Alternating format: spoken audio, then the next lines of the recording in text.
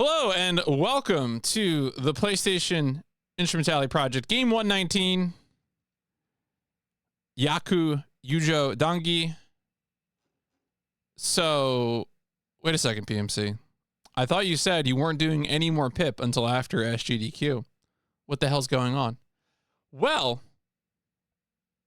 this is now the second time this has happened, but reminder, it is by the rules of the PlayStation Instrumentality Project that when a fan translation drops for a game that is before where we are. So right now, you know, as of PIP 118, Penny Racers, we were March 22nd, 1996. This game, Yaku, releases on January 13th. So 2 months and change before. So it is in the past now. What are we going to do? The answer is we're going to play it immediately. Which is fun. This is also going to be a visual novel. There are some forks, but you know, at no point is there puzzles. So it's like a pretty straight ahead visual novel. This game seems to have a reputation as being kusege. You know, the Japanese term for bad games. And in fact, it seems to have such a reputation that there's a sequel to this, which regards this game as a cursed game, which is kind of funny. It's kind of an in-universe cursed game, which is, yeah, it's cute. It's a little bit. They had fun with it, even if maybe they shouldn't have sold it in the first place. But yeah, so we're gonna get this one out of the way, and then of course that means that PIP 120 will be Resident Evil, which I still plan to do after SGDQ. Still going to come back with Resident Evil. Seems like still the way to go, but I figure why not get this one out of the way? Why not knock this one out? This should be a relatively short and funny one. So let's go ahead and get into it. I'm now realizing that I don't have my music playlist open. But as you can see there, so what's really confusing here is that recently, shout outs to Game Sessions, who went and audited my list and figured out that I had misplaced a few games, also left a few games out. And so I reordered some things, and we were going to play the games that we missed because of my bad spreadsheeting. We're going to play those games as a part of PIP Fantasy Season 4, which is why you see RoboPit at 134 right above Yaku. That's just me being me. So please look forward to that. There we go. I finally got it. Okay. All right. So, but yeah, as I mentioned before, there's a few of these. There's like 3 in 1995. But look forward to guessing what I'm gonna give Myst a score for when we get to PIP Fantasy Season 4. It's a mystery. But the game that we're playing, you shitty robot games. I mean, you're not wrong. You're really not wrong. Yaku Yuujou Dangi. I am classifying this as an adventure game for the time being. If people make enough translations for actual visual novels on the PS1, like if Tokimeki Memorial drops on the PS1, we will make a visual novel genre category. Until then, I think this is like the only pure visual novel that we're playing. I would argue that Snatcher is like still, because like Snatcher has like action segments and puzzle segments and stuff, like it still is an adventure game rather than a raw ass visual novel. The genre is a human creation anyway. Don't worry about it. Our goal is going to be to beat the game. I think the game is set up so that you do like, there are 5 kids and you can play through each of them. And then, there is like a true ending, arguably, but don't worry about it. This game was originally developed by Axie's Art Amuse, which I really couldn't find too much about. And of course, this is a Idea Factory game. Truly one of the saddest publishers in the PS1. Their PS1 output is just, I think, really well known for being torturous. I look forward to the day that Snowy Aria drops the Spectral Tower fan translation and I die on the spot. I probably shouldn't joke about this, but whatever. It's gonna happen. It's gonna be awful. I should also note that the fan translators have titled this game Misfortune, a story of suspicious friendships. Which seems like a pretty fair translation. I will probably keep calling the game Yaku Yuujou Dangi in like titles because that is probably how people will find the game easily. I'm gonna flip-flop on this all the time when it comes to Japanese games with English translations. We'll see. We'll figure it out. I don't know. Sometimes I really like the English names. Like all the Vodoms games, I want to call them by the English translation titles. It's like another thing too is that like I'm not gonna call it Keto Senshi Gundam. I'm gonna call it Mobile Suit Gundam. So like, you know, I'm gonna do whatever seems like the easiest to communicate what it is. So what is Yaku Yuujou Dangi? Well, tell you what, there's no Wikipedia page for it, that's for sure. But we can talk about Idea Factory. PMC, why were you cursing the name of Idea Factory? Well, because their PlayStation 1 output is like universally garbo. So of course, as I mentioned before, Spectral Tower, Yaku comes out before Spectral Tower. Spectral Tower, I think, is like an October 96 game. This is Spectral Tower is a dungeon crawler that escalates very, very poorly. It's like I remember experiencing the Vince McMahon meme when I was reading about how many floors. I think it's like 10 floors, like 50, 100. The actual Spectral Tower has like 10,000 floors. Yeah, their niche is making terrible games. Their games generally did not get official English releases. I think that's right. Wait, I might be able to find it if I search Spectral Tower in the Discord. Oh yeah, wait. Okay, so first off, if you want to know more about Spectral Tower, I recommend this video. And then, oh yeah, wait, I made the post. I documented this. Okay, so there are 5 towers in Spectral Tower. The Goblin Tower has 10 floors. The Robbers Tower has 20 floors. Okay, double, fine. The Queen Rose Tower has 100 floors. All right, a little quick, a little dramatic, but still 100, whatever. Okay, wait. The Spectral Tower has 1,000 floors. And then the Unknown Tower has 10,000 floors. So good luck. I wouldn't be surprised if Neptune made a reference to it. That sounds about right. I wish to not know that tower. Allegedly, that video that I linked describes that there was like they had some sort of deal, like they made like an offer for like people who finished the tower, the last tower. I believe Snowy Aria, who you know is kind of a prolific video game enjoyer and translator, completed the whole game in like 4 hours. There's like stuff you can do to skip floors, like in-game intended mechanics. So, you know. But yeah, so generally their games didn't get released in other regions until like later on. Like Sky Surfer, that's a PS2 game that does get released by Midas Interactive. Doesn't Mechsmith get released? I always forget this. Does that get a PAL release?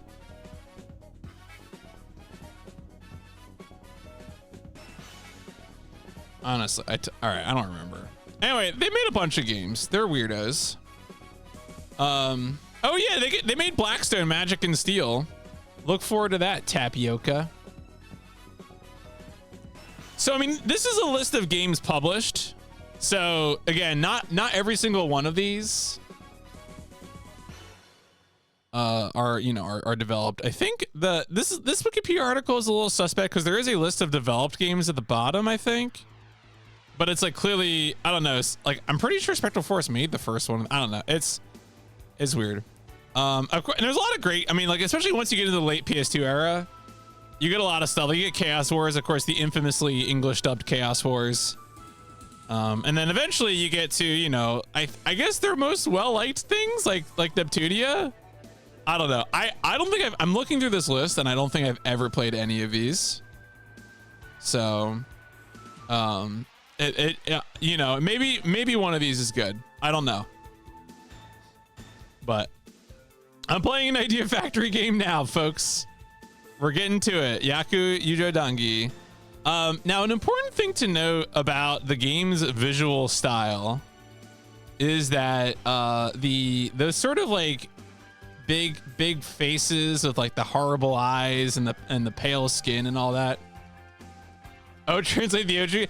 Yeah, I mean, yeah. So there's an artist named Hideshi Hino who is primarily a mangaka, but also, you know, did some film work. And this guy has a particular like real like gory horror flavor. My understanding is that if you really want some good horror times, go check out especially these two films, Flower of Flesh and Blood and Mermaid in a Manhole, which I watched like a short trailer for. It was kind of a nutty thing. Lots of like just like goop and goop and goop, but also some tits, but also goop and goop and goop. You know, it was I only watched like 3 minutes of footage and it was uncomfortable. So, you know, if that's your thing, this guy's probably gonna be a good time for you. Now what's funny about this guy is that, this Wikipedia article lists his works, obviously mostly manga, some films. But the guy has one credit on Moby Games. And so after this first game was made, Hideshi Ino actually went and worked on the sequel to this game, which is this guy here, the Yakutsu no Roi game. So kind of funny, like they basically mimicked his style for the first game, and maybe he like found out about it, or maybe he just really liked it and said, hey, you know what? I'll come and help make the next one better. I don't think he has a credit in this game, in the original game. I mean, not on Moby Games. When we see the credits, we'll check. But I'm pretty sure he doesn't have a credit. And the other reason I'm saying this too is there is a walkthrough. So this user here, who was phone 404, is one of the translators. And they updated their translation like last week for this manual thing. And there's a bunch of text here that describes the game. I'm not going to read out all this text. If you want to check out what they have to say about it. But what is interesting about this game is that does he mention Hideshi Ino in here? I thought he does. Oh yeah, here we go. Okay, yeah, wait. So the fan translator said, and there's no site for this, so I don't know where they're getting it from, but I believe them, that it found an audience with cult horror manga author Hideshi Ino, who joined production for the sequel. So whatever information the translation team has seen leads them to believe he did not work on this game, but he did work on the sequel. And so the Moby Games listing corroborates that.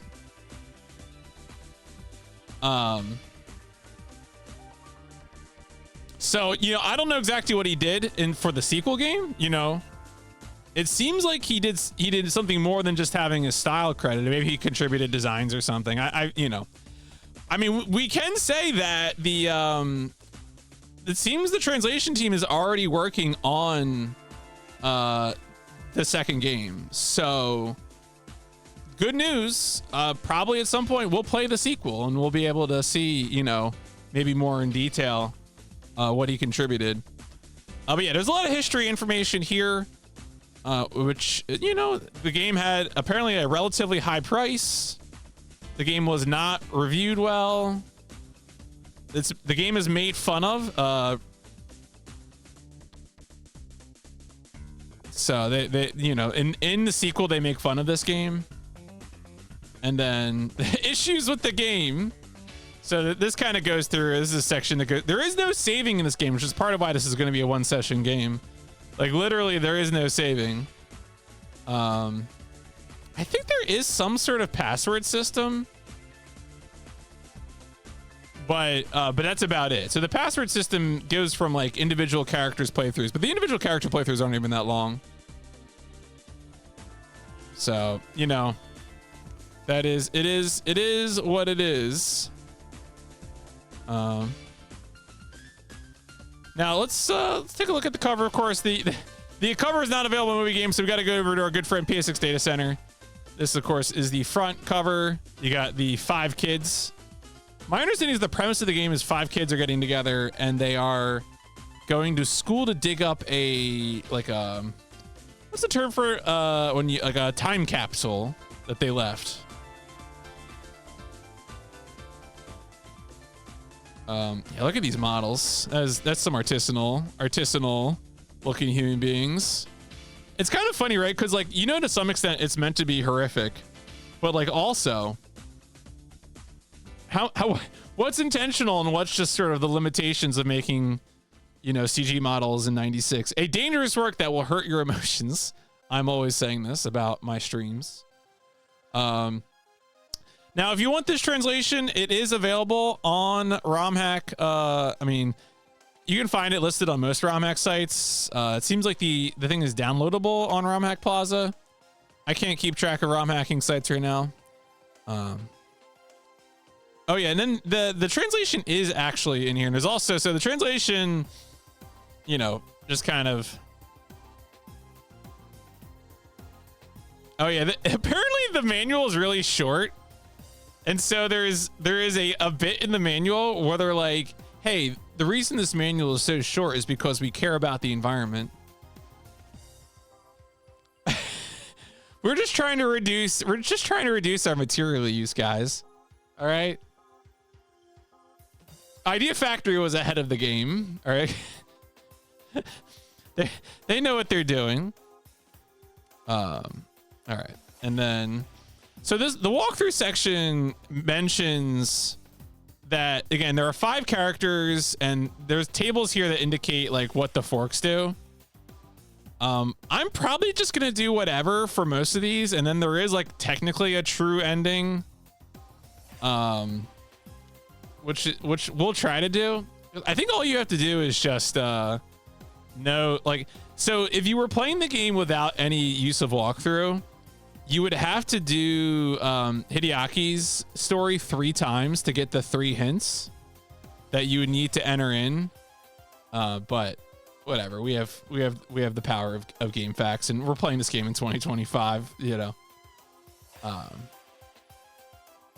Did I check how long to beat? Sorry, I just realized I'm totally goofing here. I doubt this has Oh wow, it actually has a page. That's amazing. Well, you know what? I'll upload some data for this one, presumably. And I mean, it's a visual novel, so by the rules of SRC, this should not be on SRC. Yeah, okay. SRC is like, do you mean Yu Yu Hakusho? I'm like, no, I do not mean Yu Yu Hakusho. I'm not Macaw 45. I'm not going to attempt to play every Yu Yu Hakusho game, even the strategy RPG. Regret. Okay. I think that is about it. Folks, let's go ahead and let's get into it. Man, shoutouts to the cyber speed. Pretty good game. All right. Making sure I'm still alive.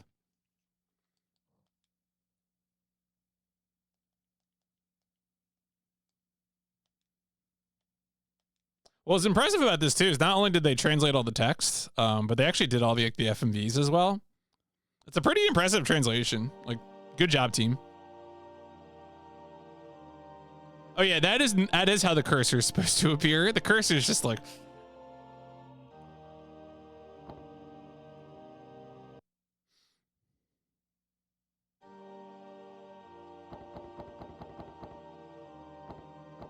I'm gonna use the default name for this character because I'm just a sucker like that.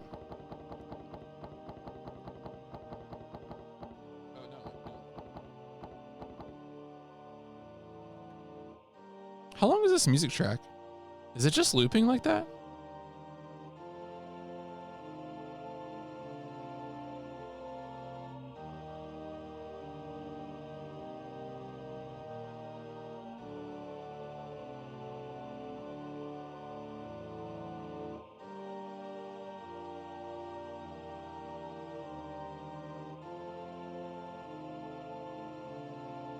Nah, it's a short loop. I was like, All right. Well, this is, I guess, technically the beginning. Time.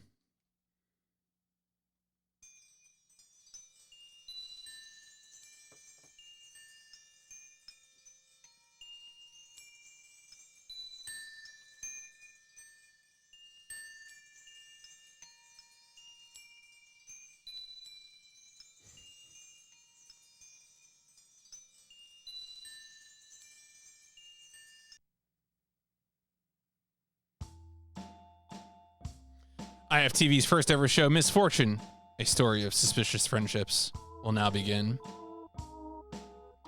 I posted on Blue Sky that I was doing this, and someone replied, "Oh wow, an Idea Factory game? May God have mercy on your soul."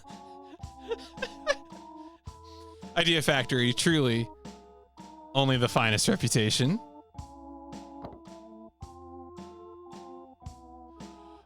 Note, to fully enjoy the game, please read the manual carefully before playing. If you find the text hard to read during the game, please hold L1 or R1 to add a shadow effect. Does that work right now? Oh, shit. Yo, drop shadows? Wake up, babe. Drop shadow. Dropped.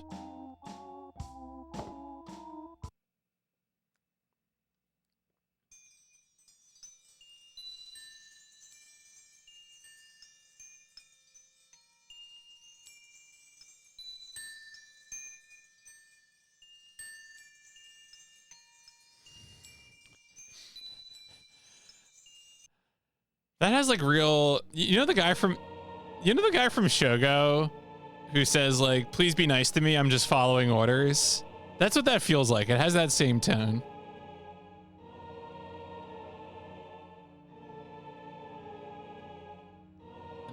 The fact, again, like shout outs to this team for doing all this, like this like redone logo and everything. It looks so good.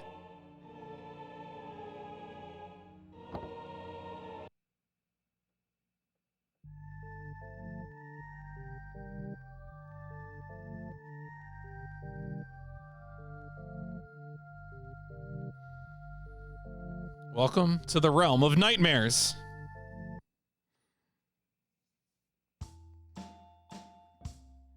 All right, so I think what happens here is that we need to do the first two characters before we can do the other ones.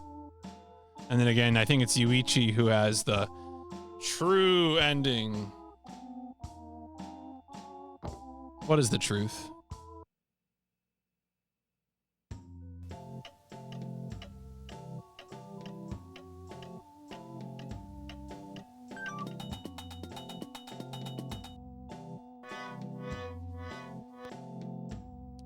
The hands of the clock proudly pointed to midnight.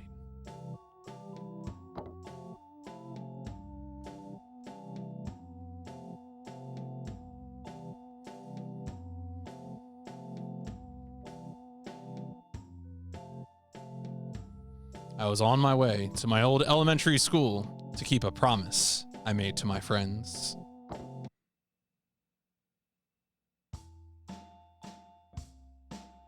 Oh, do I have to keep choosing the same character?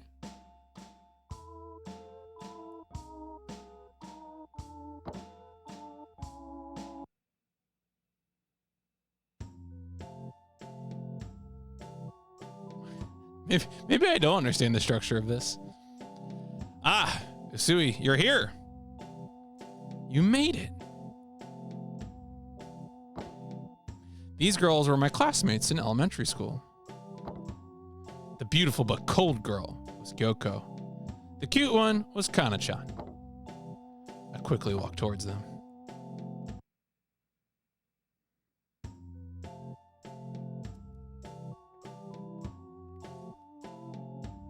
Damn. Brother's got pink eye in both his eyes. Suddenly, I felt something behind me. It was an extremely horrible sensation. Yeah, they do kind of look like Bratz, don't they? Man, let Idea Factory make a Bratz game. Yeah, is this guy just high out of his gourd? I mean, I think we got to look behind us. We should look back.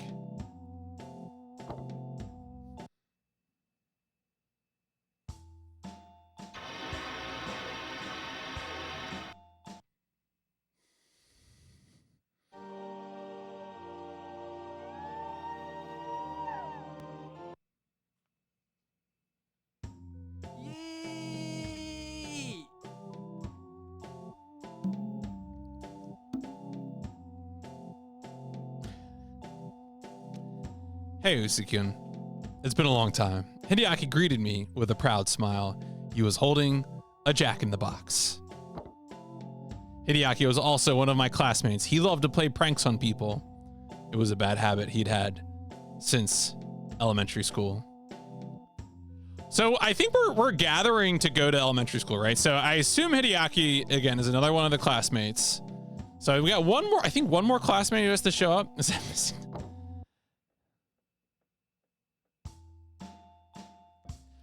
Yeah, so again, I'm gonna stick with, I'm curious now, like, yeah, I'll just stick with Usui. Tonight we gathered at our old elementary school to dig up the time capsule we buried there on the day of our graduation. Because of an incident that happened last year, the school was closed down. Entrance was prohibited, so we dared not step foot inside during the day. In other words, we were breaking into a school in the middle of the night to exhume our time capsule. But one of our group had not yet arrived.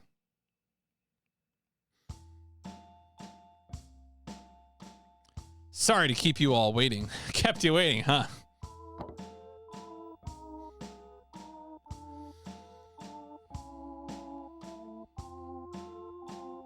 Yuichi was the latecomer. He had a kind heart, but he was never good at keeping promises. He was studying to be a doctor now, but I wondered how far his motivation would carry him. In any case, we were all here now.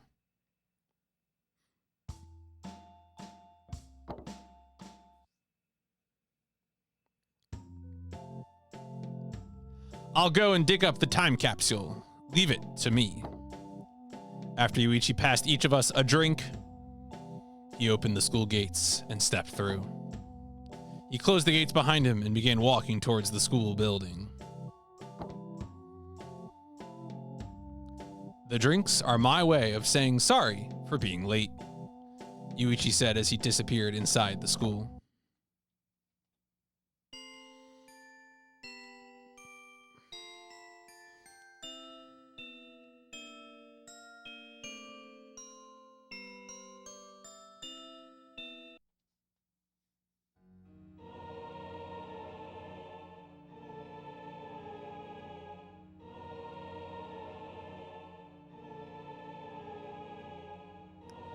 Okay, so now we're locked into Usui's story.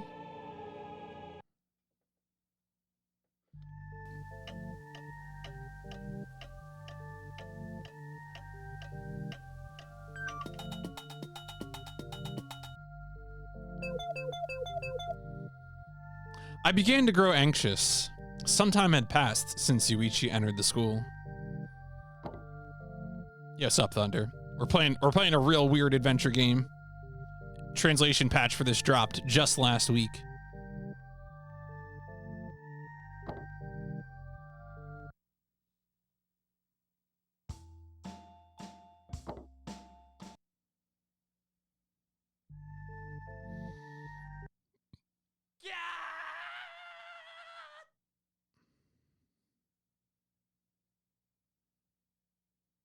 Big exclamations.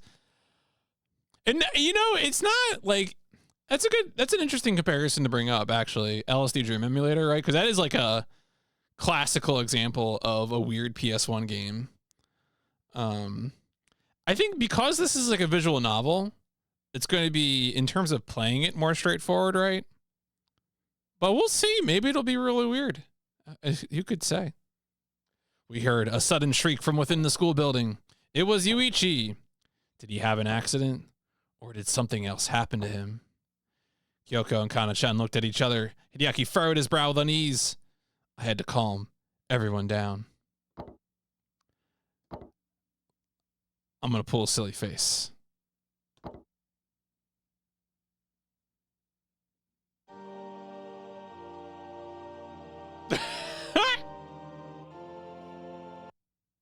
Got him.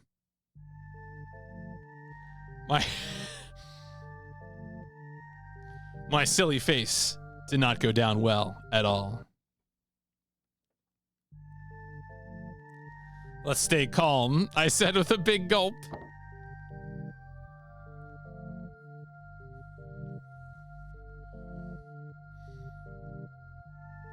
I feel like every time Twitch introduces a new feature. Oh yeah, is it like a hype train for when like something happens? I thought they were gonna introduce like a hype train for when like what was it? Like when there's like a lot of chat activity or something? I'd seen some news about that. I was just about to try and explain Yuichi's scream when someone spoke up. I'll go and take a look. I'll go and look for Yuichi too. Hideaki and Kyoko both volunteered to go into the school and see what had happened. But both of them looked as though they were enjoying themselves. AD hype trains? The streamer has totally killed the vibe. You are not allowed to, like, we have disabled the subscribe button.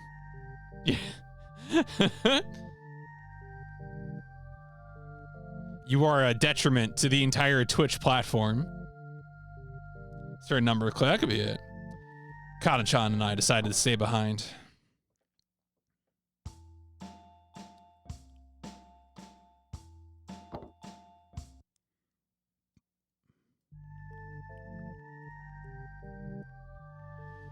If we don't come out in 10 minutes, come and find us, Hideaki said and thumped my shoulder. Perhaps this is our last goodbye, Kyoko joked darkly. With that, the two of them disappeared into the school building. Before I knew it, Kana and I were alone together. I have not seen it. I'm trying to, have I seen any Eddie? I literally don't know if I've seen any Eddie Murphy films. Flubber. Was Eddie Murphy in Flubber? I think I saw the 90s Flubber. Did that happen? Am I imagining that? Shit. What am I thinking of then? Was he a mad scientist in something? Nutty Professor. Oh my god. Who was in was that like Robin Williams instead? God damn it. This is what I get for. Oh yeah, you're right. He was in Beverly Hills Cop. But I don't actually know if I've seen that. Which is, I mean, that's probably fun. I don't know. Before I knew it, Kana and I were alone together. This was a rare chance. I had to say something. Talk about the past. A ghost house? When we were elementary school, Kana-chan and I often played together. I had a crush on her then. Do you remember? We often played hide and seek at school, didn't we? Oh, yes. Kana-chan smiled sweetly.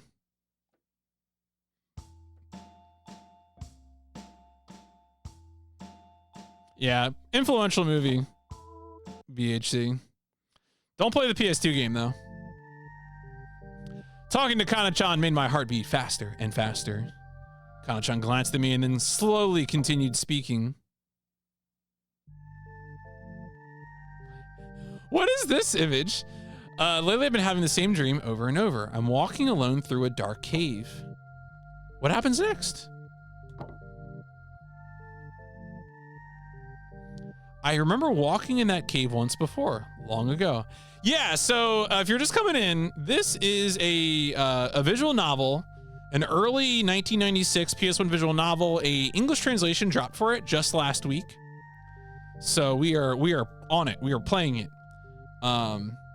It is, I think, the first published game from Idea Factory, although it is not developed by the internal Idea Factory developers. It was a Axie's Art Amuse. Did I actually click through? Did they? What else did they do? I should have done this. Axie's Art Amuse had made some Super Nintendo games. They made a raunchy 3DO game apparently. Yay. And then they made some PlayStation games, Saturn stuff. Their last game was Afro Ken the Puzzle for the PS1. Wow, that's an incredible image. What? I'm sorry, wait a second, folks. What? Oh, no, not that screen, this screen. What is going on here? What is this? Is this Afro Ken the Puzzle? I'm sorry, I'm just really transfixed by this. What is... All right, I might need to look more into this. This is apparently the last game they made. It's just a puzzle game, but like, Afro Ken is a dog with an afro. Many such questions. All right, anyway, back to the game. Yeah, so, you know, made by people. I remember walking in that game once before. I can't remember it too clearly. But I was in elementary school. Do you remember in social studies when our teacher showed us the old air raid shelter at school? It had a mysterious hidden safe. I remember the combination was 7 right, 5 left, 8 right. Wait. I remember that too. 7, 5, 8. Na, goy, ya. That's how I remember the code. I remember going down into the air raid shelter 2 or 3 times. Brings back memories.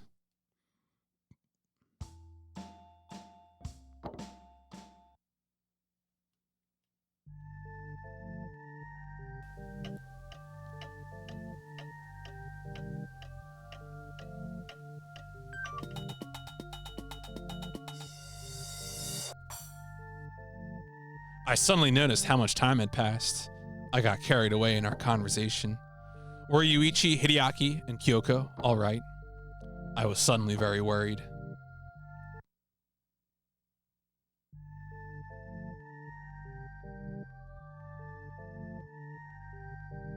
Honestly, vibes are not bad.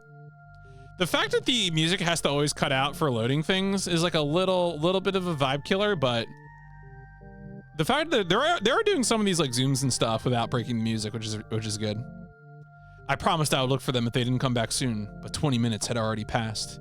In the end, Kana-chan and I decided to follow the others into the school. It had been ages since I stepped foot inside. I was excited.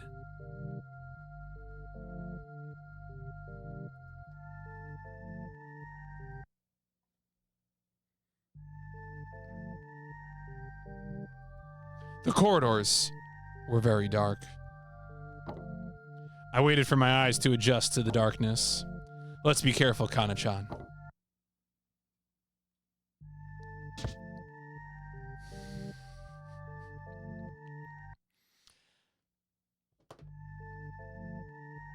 What the hell? Someone hit me. A single thought passed through my mind as my consciousness faded. Kana-chan. Surely it wasn't you, was it?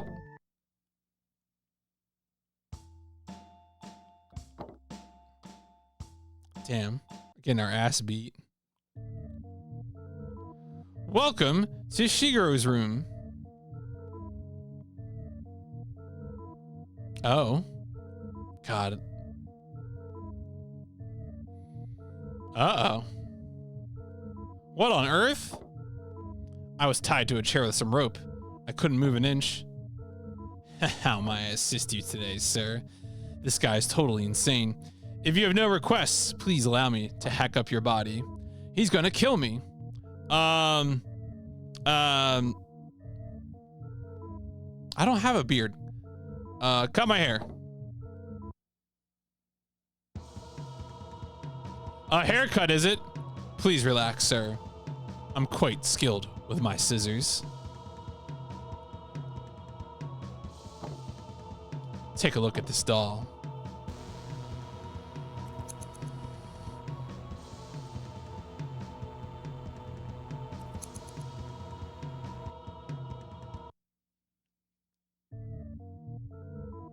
Allow me to begin. Whoa, wait, what was the purpose of that?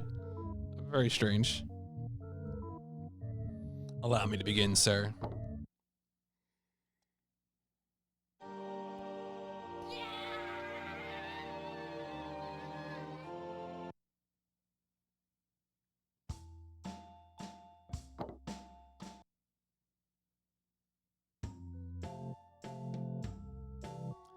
I think I've given you a rather nice haircut, sir, if I do say so myself.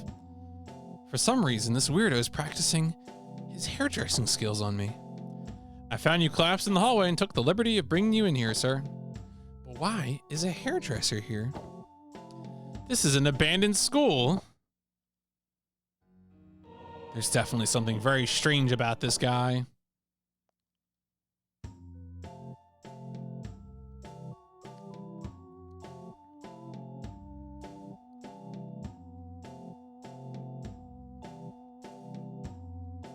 He said he found me collapsed in the hallway. Who the hell knocked me out? And where was Kana-chan? She was right there with me. I have to get out of here now.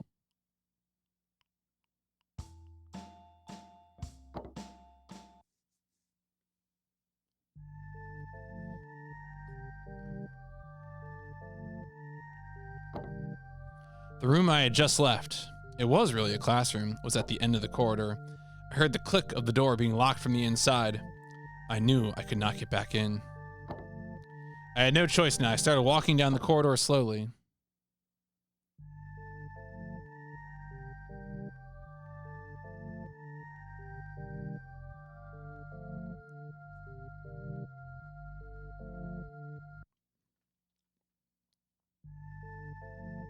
I arrived at the next classroom. Let's continue in the category. Yeah, he really does just have like the flat note, but he does have. It's not like Final Fantasy Tactics characters. You still got nostrils. This was my old elementary school. Walking around the building brought back many memories. For example, wait, isn't that the door to the inner courtyard? The door was open. Was someone in the courtyard? We had buried the time capsule in the courtyard. I walked through the door and out into the courtyard.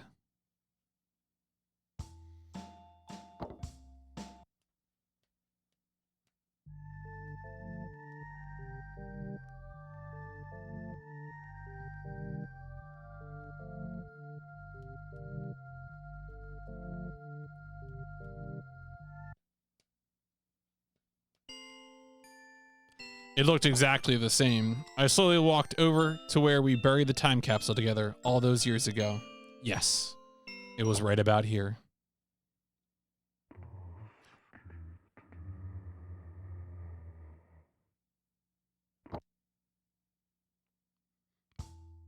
What was that sound? Without thinking, I turned around.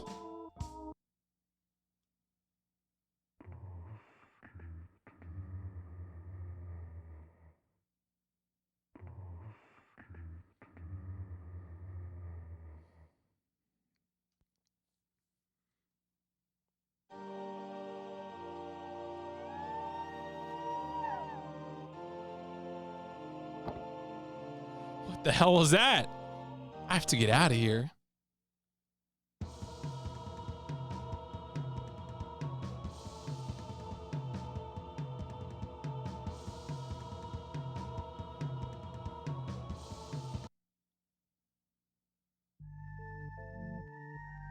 I realized I was standing exactly where we had buried the time capsule. There was no mistake. It was right here.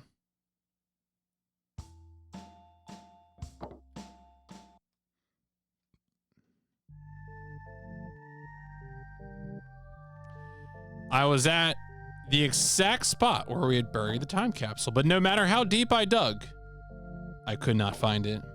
Had someone already taken it? There were clear signs that the ground had been dug up here. Oh, that's fun. I didn't realize that the on-screen chat couldn't do the less than greater than. We've probably gone over that, but I feel like that's come up in the past, but it's been a minute.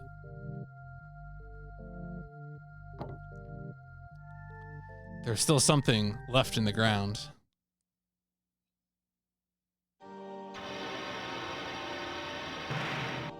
It was that Harrow?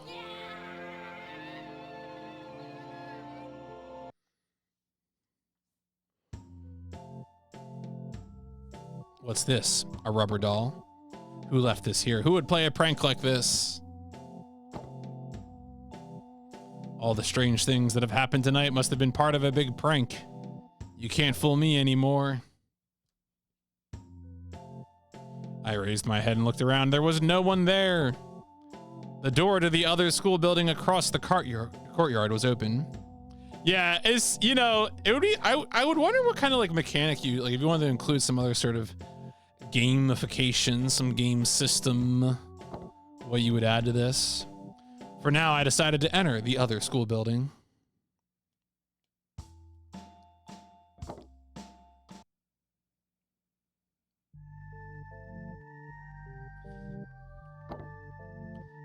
I felt sure that all of the strange things that happened tonight were just a big prank. What is this? There was someone to my right.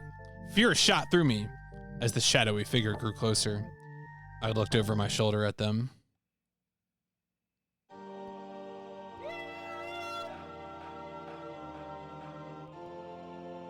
What I saw was absolutely horrific.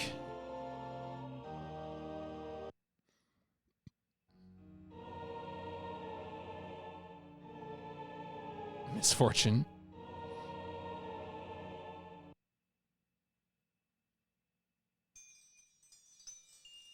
This certainly is a game. You're mad. Who do you think you are? God? Yo, Aruma, thank you for the 19 months. This is a video game.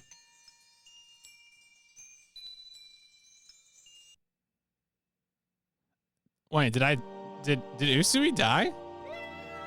Or wait. Okay. Oh no, I hope there isn't like a bug in the patch or something. Oh no, all right. Oh, was it just an ad break? Was it just an ad break? Yeah, you might be right. The figure resembled a doll. It had no eyes, nose, or mouth. The blank-faced doll came closer and closer. Its skin glistened with moisture, and it stunk like rotten fish. Follow me. It somehow spoke without a mouth. I followed it down a corridor on the right-hand side of the building.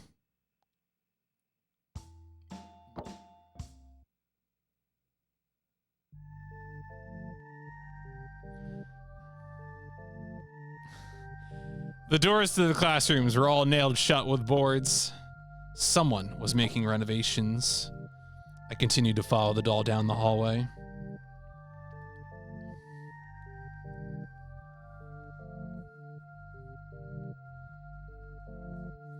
Finally, we arrived at a classroom at the end of the corridor. It was the only classroom which wasn't blocked off. I followed the blank-faced doll into the classroom.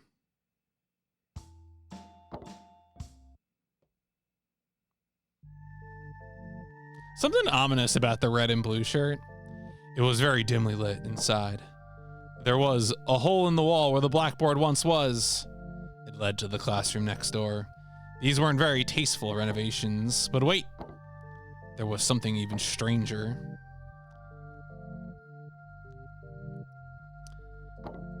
If something's stranger at the floor, I want to know about the floor.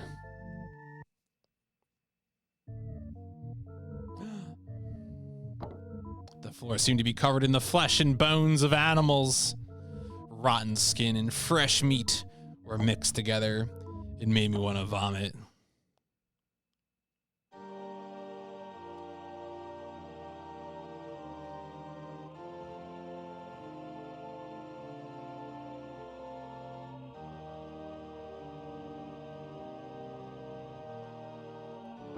Welcome, Usui-kun. Was that Yuichi's voice?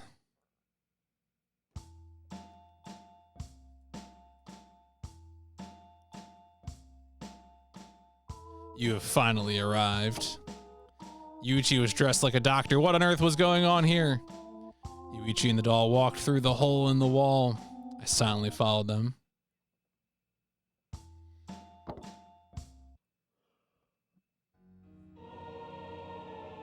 The room was well lit by the moonlight shining in through the large windows.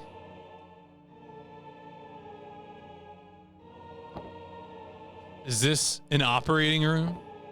I stared at the scalpels and scissors lined up on a desk. No, this is my makeup room. I've done 2 procedures already. They were both difficult, but each of them was a great success. Wait a moment. I couldn't believe my eyes. Kyoko, Hideaki.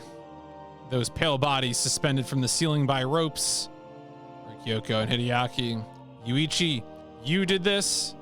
I flew into a rage at the horrific sight of what he had done.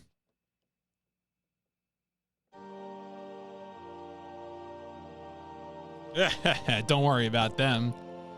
Yuichi laughed as he explained. They're just sleeping. After our petty little game is finished, I'll make them right as rain.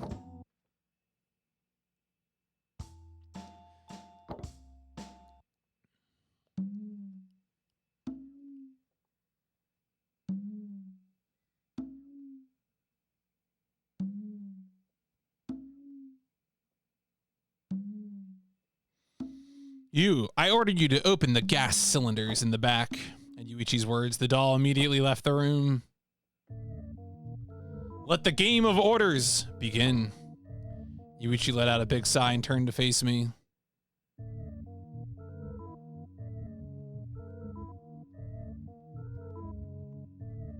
Rule 1. If you try to attack me, I cannot guarantee Hideaki and Kyoko will live to see the dawn. Yuichi glanced at my clenched fist and then continued. Rule 2. I promise to return Hideaki and Kyoko to their bodies as long as you answer a single question. The Yuichi I knew was long gone. Will you play my game? All right, sure. Wait, well, okay. Well, maybe we don't want to.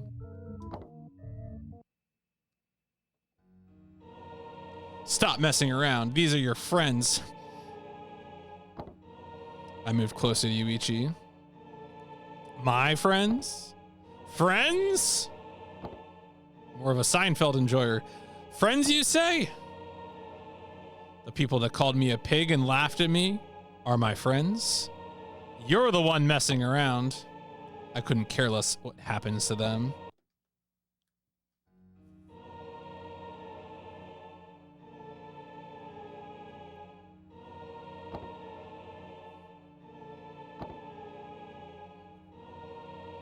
What is your question?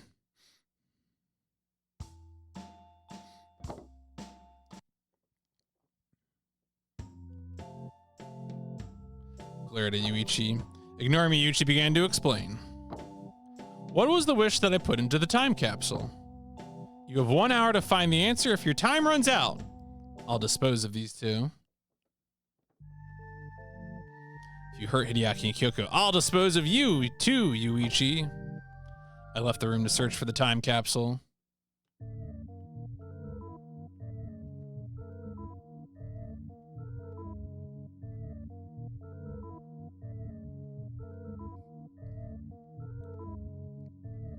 Had we all fallen into Yuichi's trap? Was Kana-chan safe? Who dug up the time capsule and where was it? Can I save Hideaki and Kyoko? Are they going to be all right? My mind swirled with all sorts of fears and worries. Yeah, they're pretty funny. They're a good little bit.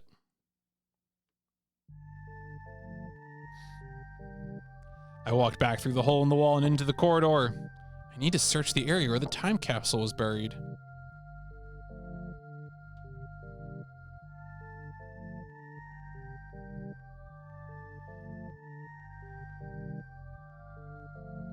I have to keep moving, I said as I walked into the courtyard.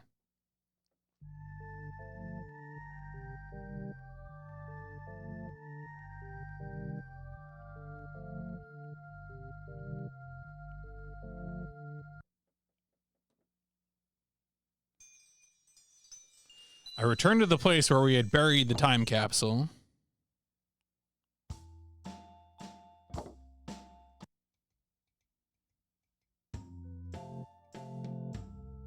What should I do now?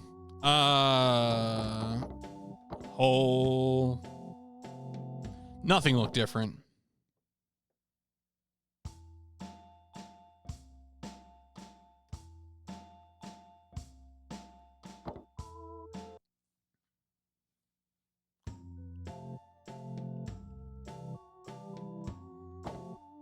Someone was coming.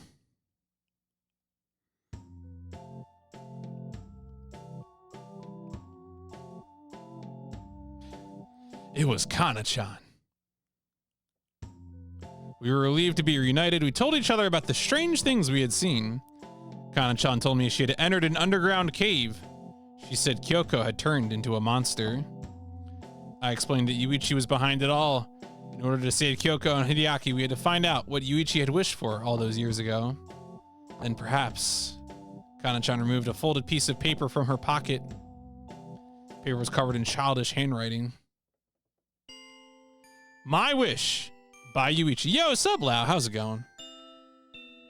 And they felt the need to put a well, my guess is that it's a space thing. Like, if I had to guess, actually, I'm not sure because I don't think it takes up the whole disc. Maybe they had some other space constraint. It wasn't the CD-ROM, but like some development constraint. Because that's usually the reason you put frames on things, right? Is it's like a space-saving thing because you can't actually have like full-size video running or stored on it, so. Hideaki kicked me in the stomach again yesterday. He said, "You need to diet," and made me run 10 laps around the school playing field. Kyoko sent me a love letter. I was so happy when I went to say thank you. She screamed at me, "Go away, you idiot." I just thought the frame looked good. Hideaki wrote the love letter to trick me. Isui-kun and Kana-chan started laughing at me. All I could do was cry. God, if you're real, please hear my wish. It's only a small thing. Everyone. Everyone. The paper was ripped up and the rest of the sentence was missing. He really hated us, didn't he?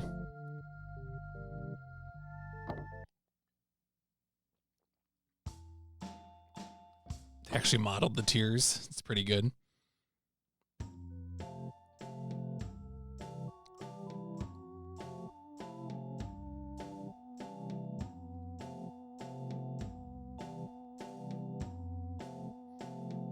Kana-chan and I returned to Yuichi's special makeup room. Even though the paper had been ripped in half, we understood exactly what his wish was. Everyone.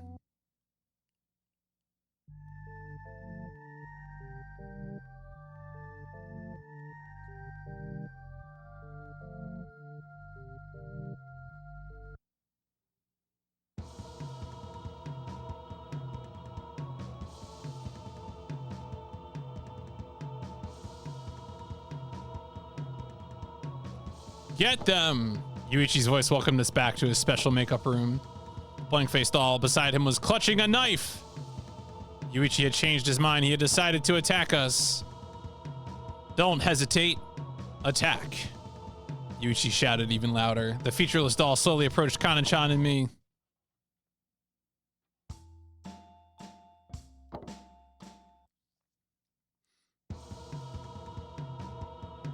The doll gradually closed the distance between us. We had no time to think. I only had one option. I had two options, actually. I'm gonna yell real loud.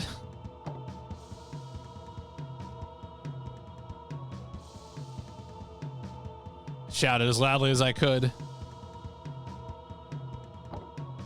We know what your wish was. It was, everyone get along.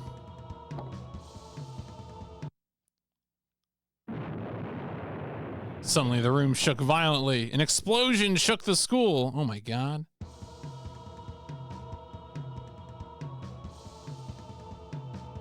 Although the walls had protected us from the worst of the damage, the room was now ablaze.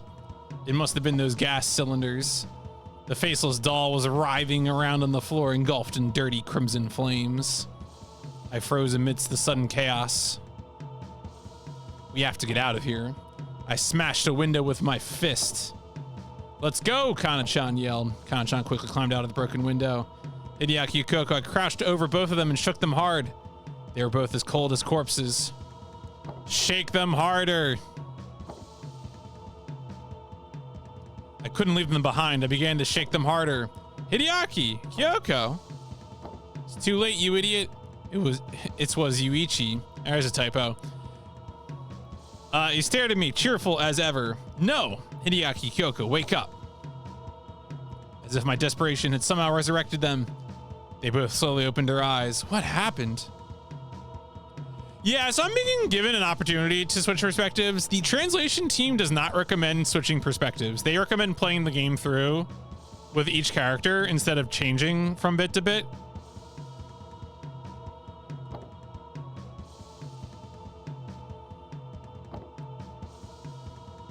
Yo, hey, Desiree. In an instant, Hideaki stood up and grabbed Yuichi around the neck. What did you do? Yeah, that's exactly it, Galaxy. Is that like, it's just going to be so much more digestible to follow each person individually. I just gave my dolls your names and had a bit of fun. It was just some harmless hypnosis. Don't misunderstand. Dolls. Hideaki stared at faceless doll lying curled up unburnt on the floor. It was still smoldering. It looks just like that thing I saw in my dream. We all managed to flee the school in the confusion the fire created. Hideaki, you said something about dreaming of the doll? We pushed past curious onlookers running towards the school. My dream? It was horrible. Really horrible.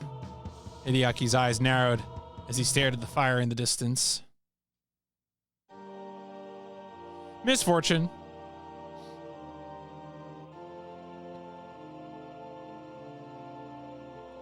So we're going to try and get through each of the characters rather than calling it GG here. So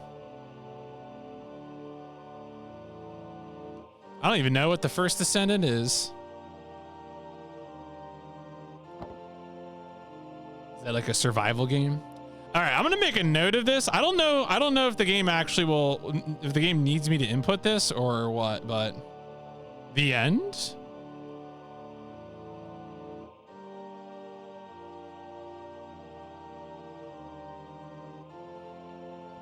The end?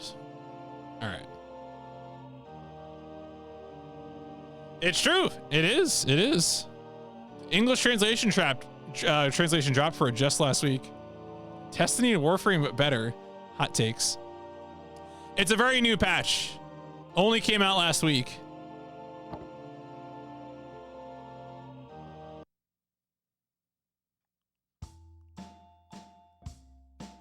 Okay, so now at this point, yeah, I think so. I think now we're at the beginning, right? You can see Kyoko's unlocked. We're gonna do them in order. So.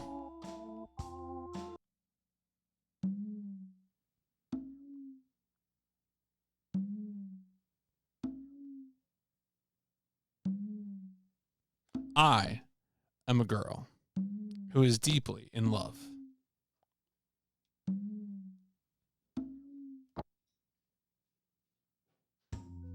I'm in love with a man named Usui. Oh, okay, so she does have feelings for Usui.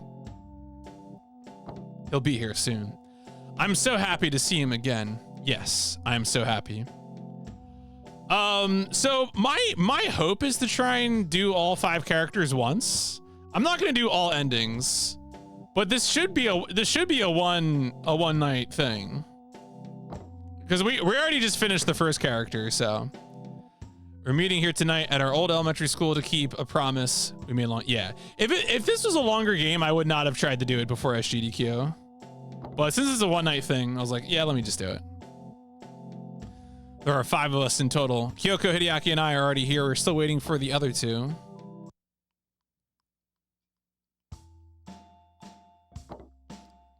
I was worried it was going to make me hit down every time, but it does not. That's good.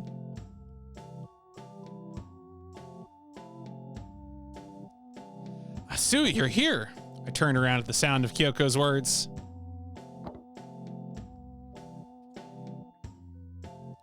Standing there was the man of my dreams. Yep, that's right, folks. You may not like it, but this is what peak performance looks like.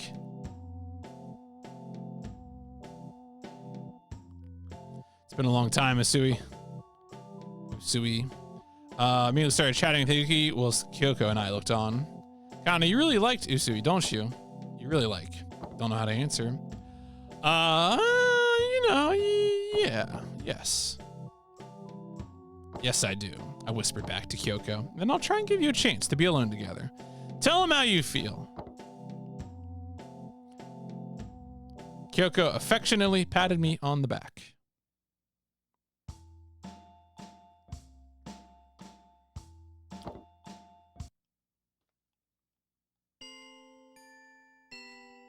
The reason we had gathered here in the first place was to dig up a time capsule we had buried in the courtyard on the day of our graduation.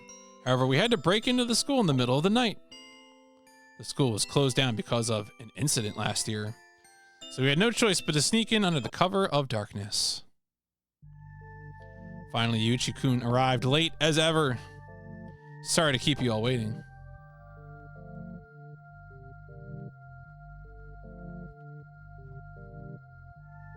He hasn't changed at all. When we were younger, he was always the slowest, and of course, tonight was no different. At any rate, we're all here now.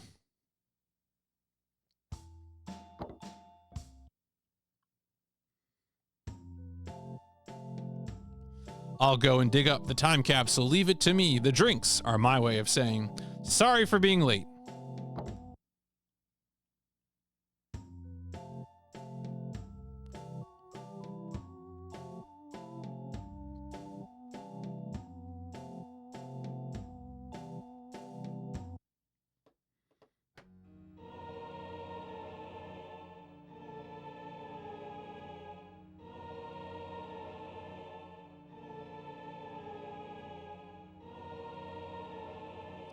Kana's story.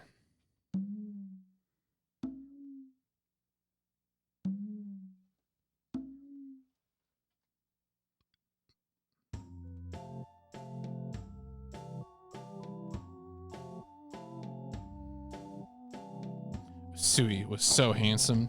I found myself staring at him. I shouldn't just stare, though. I had to say something, just as I summoned up the courage to speak.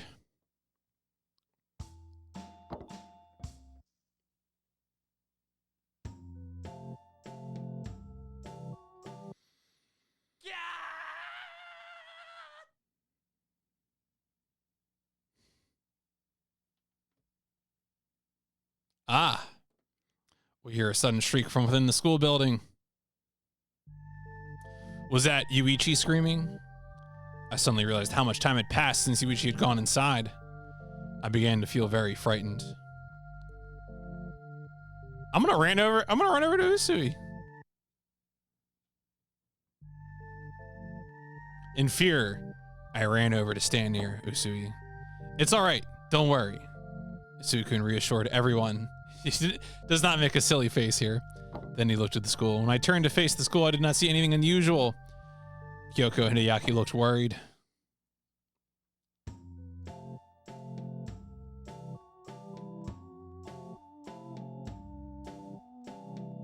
I'll go and take a look, Hideyaki-kun said while striking a brave pose. To a PS5 stream. Is that even possible? I don't know if that's technically possible, Desiree. You probably just need to capture the PS5 footage and add it. Like I don't even.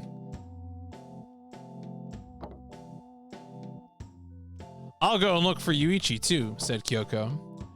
I knew Hideaki was trying to show off to Kyoko. I silently thanked Kyoko. Now I can be alone with my beloved Usui.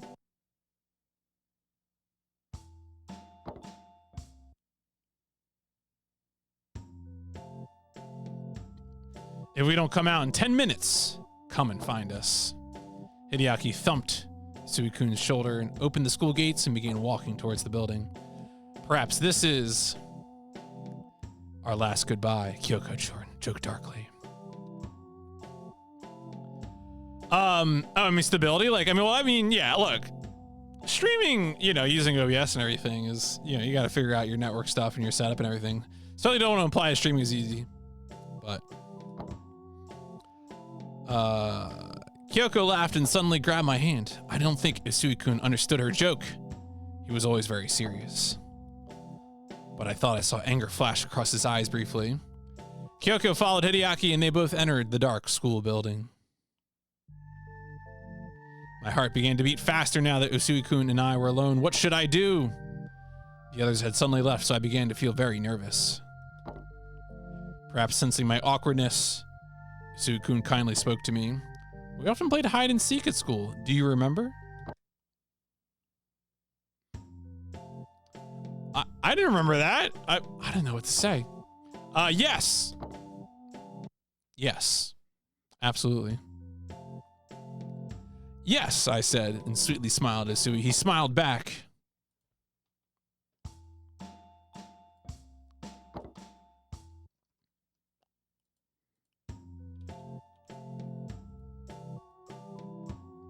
I started to feel more relaxed, so I tried my best to continue the conversation.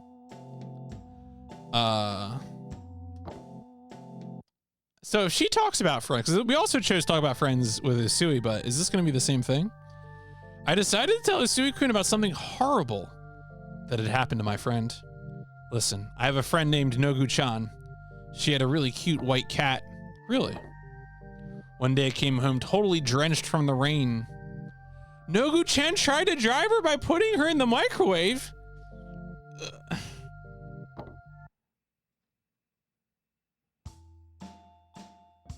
Oh.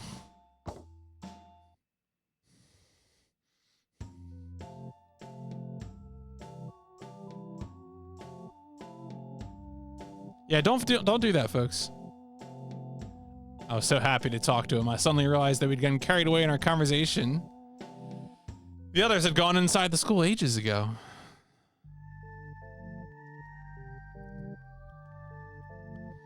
Kyoko, Hideaki, and Yuchi had still not come back.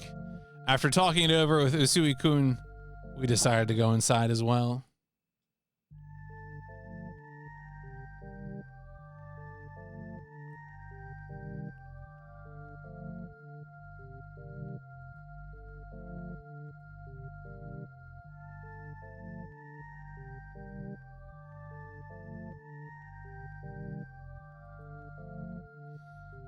Walking through the old gate with Usui-kun made my heart race. So at this point in Usui-kun's playthrough, he gets bopped with a hammer. It was extremely dark inside and the old wooden floor creaked. There was a very eerie atmosphere. We eventually stopped walking as we couldn't see through the gloom.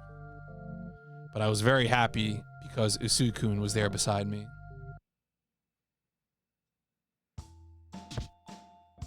Oh, okay. So she also gets bopped. Damn. Suddenly someone struck me in the back of the head. I instantly collapsed to the floor. It is pretty much a VN, yeah. It's a VN, it's, 5 friends are going to school to dig up a time capsule and shenanigans ensue. Usui-kun, help me! Look over here! I tried to scream, but no sound came out. I passed out.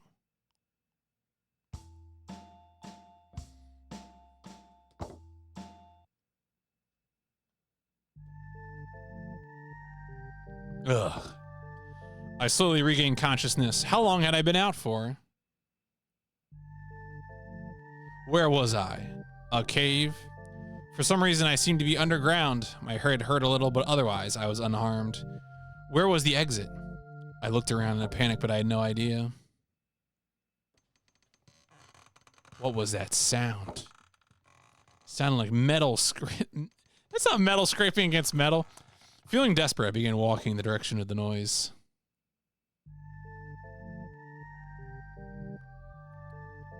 Oh no. Yeah, no, this is a January 1996 game. So pretty early on with the PS1. It turned out to be a pair of iron grates striking each other. I slowly tried to process what had just happened, but nothing made sense. I stood motionless in the tunnel. I stared blankly at the grates.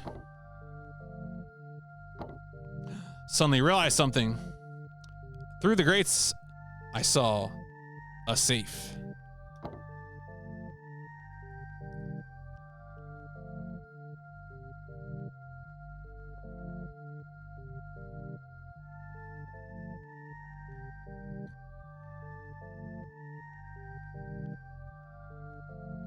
It's a, yeah, I mean, when is the earliest Corpse Party game? That's like pretty late on, right?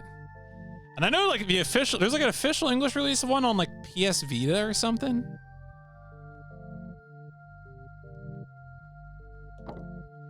I suddenly remember this safe from childhood rumors. It was the cursed safe. How long to? So I believe Moonlight Syndrome there is a translation patch in the works. So, I forget what's the release date on that? Because I mean, whether or not I play it immediately depends on where it is. I think it's October '96. So I you know, it depends on when it. Oh no, it's a '97 game. Okay. So I mean, the answer is that like, oh really? The first was a PC '98 game, huh? I didn't realize the series was that old, huh? But to answer Desiree's question, Moonlight Syndrome came out in October of '97. So presumably by the time I get to October '97, maybe if the patch finishes, it'll be out by then. Obviously, don't want to ever take the work of fan translation folks for granted. So we'll see. You know, will definitely be something to look forward to.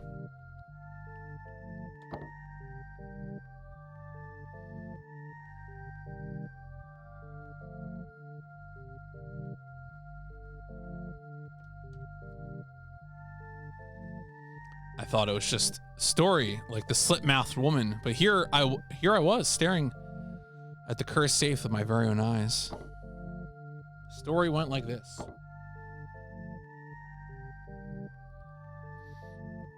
There was once a very pretty girl at this school, but she had no parents, and she was bullied mercilessly.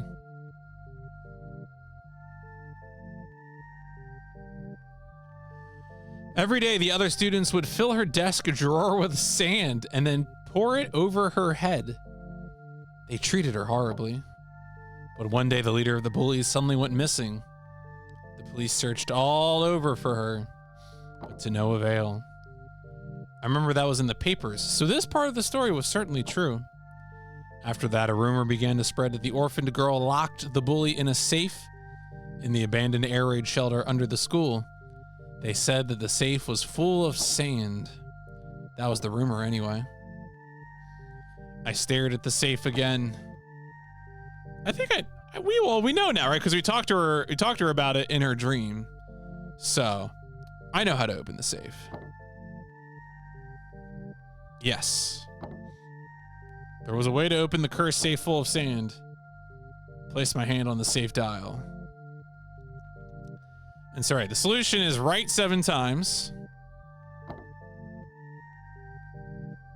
Left 5 times. And then right 8 times.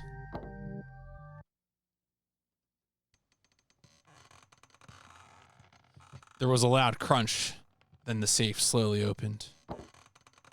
I was shocked by the sight which awaited me within. On some paper covered in soot, I saw my own handwriting. But it wasn't just my writing. There was lots of paper inside. Who put our wishes in here? We put them in the time capsule years ago, I said aloud in shock. Year 6, Kana. I wish that the person I fancy finally notices me.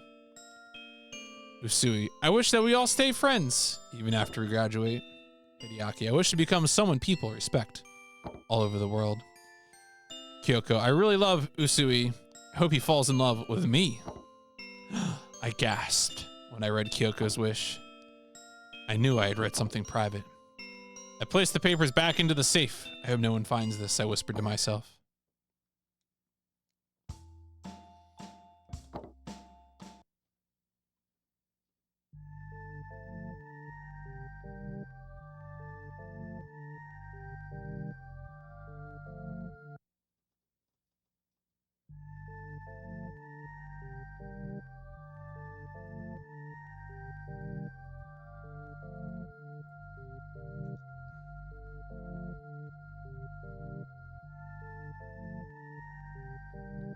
I began walking, searching for the exit once again.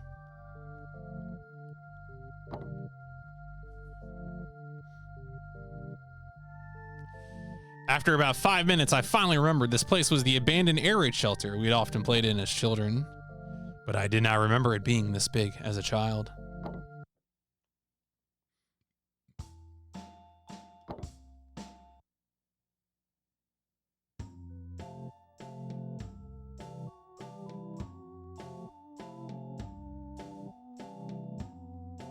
Finally, I found the exit and managed to escape. I want to leave this terrifying place right now. The air raid shelter was at the edge of the courtyard between the two school buildings. I headed towards the main school building when suddenly... What was that sound?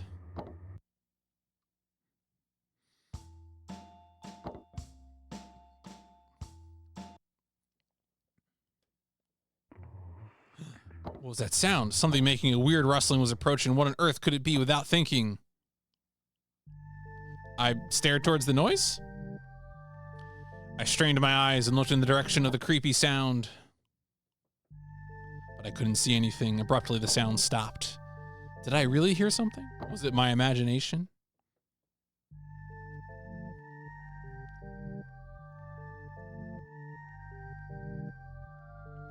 I quickly crossed the courtyard. I reached the door and went inside. For some reason, the door was already open.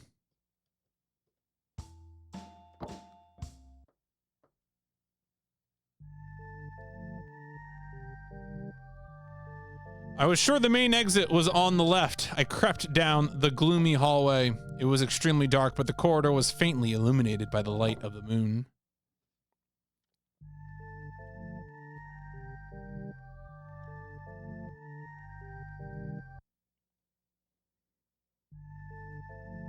Turned a corner and walked straight to the main entrance. But even though I had made it all this way, the main door was locked. I couldn't get out. I tried kicking and pushing it, but it just wouldn't budge. I gave up and retraced my steps.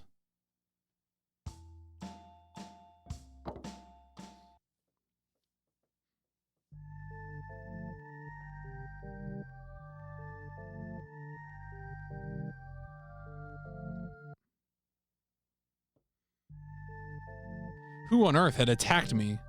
Asui-kun, where are you?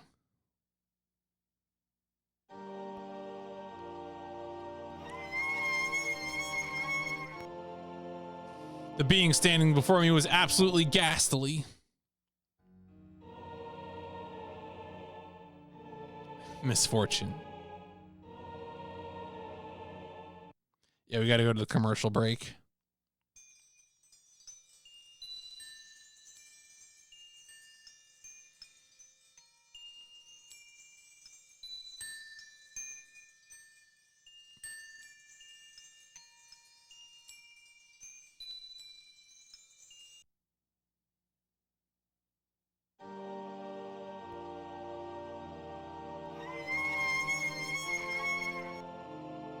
Yeah, we're draining the ocean. That's right. It was completely horrific.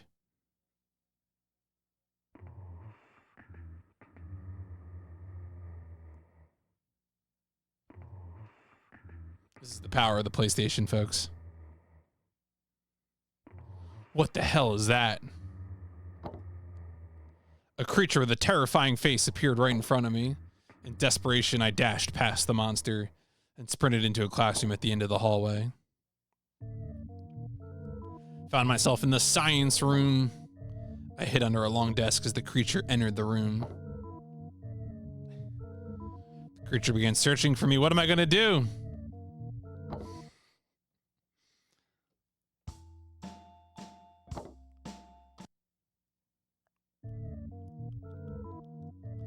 It was going back and forth, looking under all the desks. Kana! The creature shrieked. I froze in shock. The voice was nauseating. But for some reason, it sounded like Kyoko.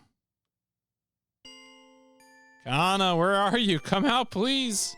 It wailed. Kyoko, was it really Kyoko? Despite its gruesome appearance, I was convinced it was really Kyoko. What on earth? Who on earth did this to you? I found myself running towards the terrifying creature. The monster began to weep. Yuichi did this to me. He did some kind of strange operation on me. I was shocked into silence. I'll never forgive him. I'll get my revenge no matter what it takes. It's too dangerous, I yelled. Fine, Usui-kun, get out of here, the creature replied. Then it turned and left the room. All I could do was stand there in shock for a moment. Was this a dream?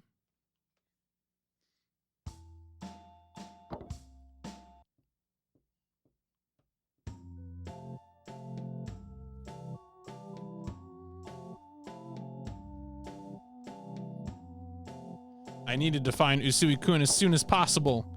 I was done with being scared. My feet hurt from running away. Stay focused. Usui-kun, where are you? Shouted his name as loudly as possible, but there was no reply, only the sound of my own voice echoing down the corridor. Then I saw the glow of light in a distant classroom. Who was there? I walked towards it with hope in my heart.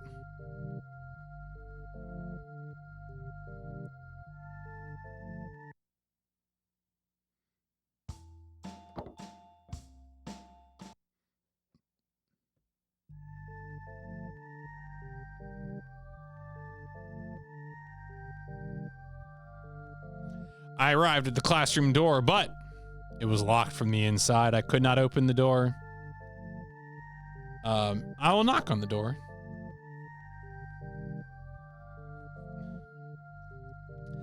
Yeah, it is definitely choices are made on how to create the appearance of walking. Please open the door, I said, knocking on the door politely. Who are you? The door opened to reveal a boy I had never seen before.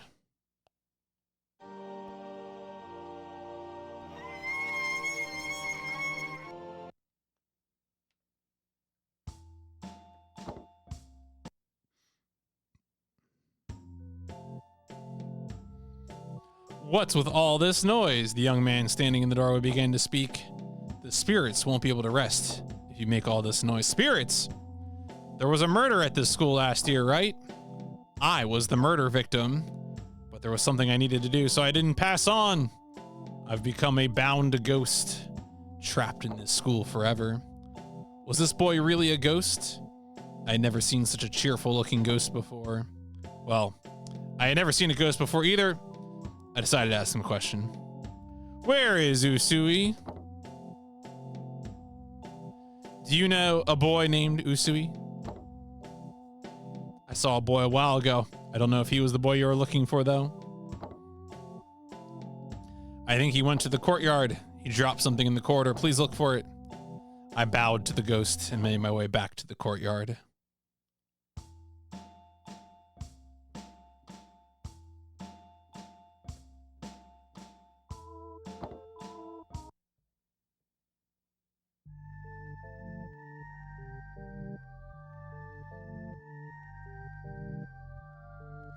Although I was very tired and my feet hurt from running, I hurried to the courtyard. When I finally reached the door to the courtyard, I noticed something strange. There was a piece of paper lying in front of the door. Was this what the ghost was talking about? I picked it up, and then I read it.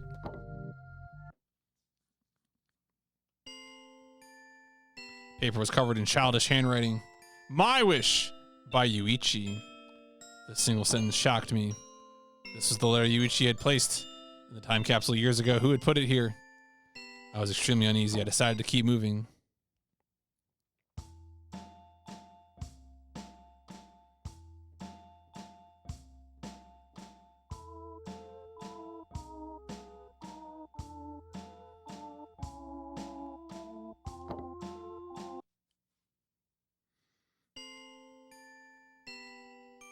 I went out into the corridor and looked around anxiously.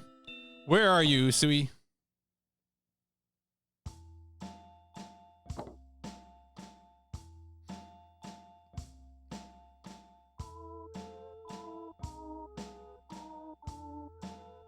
Thought I heard something moving in the long grass and began walking towards it. Usui is here. I ran over to him.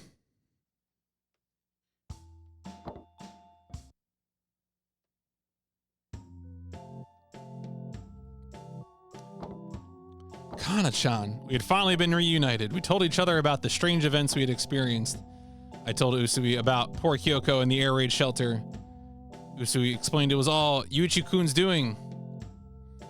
To save Kyoko and Hideaki, had to find out what his wish was all those years ago. I quickly pulled the piece of paper from my pocket and showed it to Usui.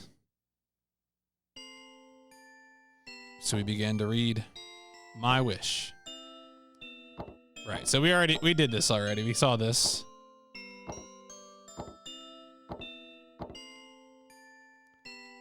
Turns out everyone was really mean to Yuichi. I couldn't stop crying. Everyone. The paper was ripped and the rest of the sentence was missing. Yuichi really hated us, didn't he?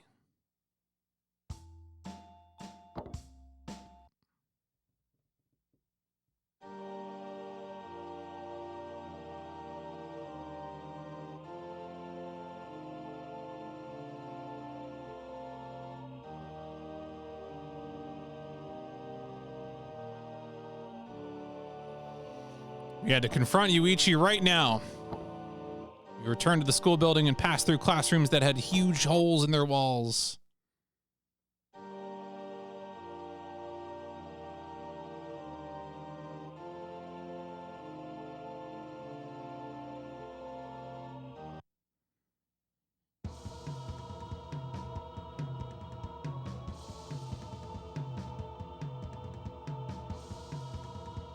Get them, Yuichi shouted.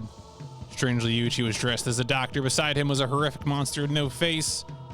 Yuichi was ordering it to kill us, but why?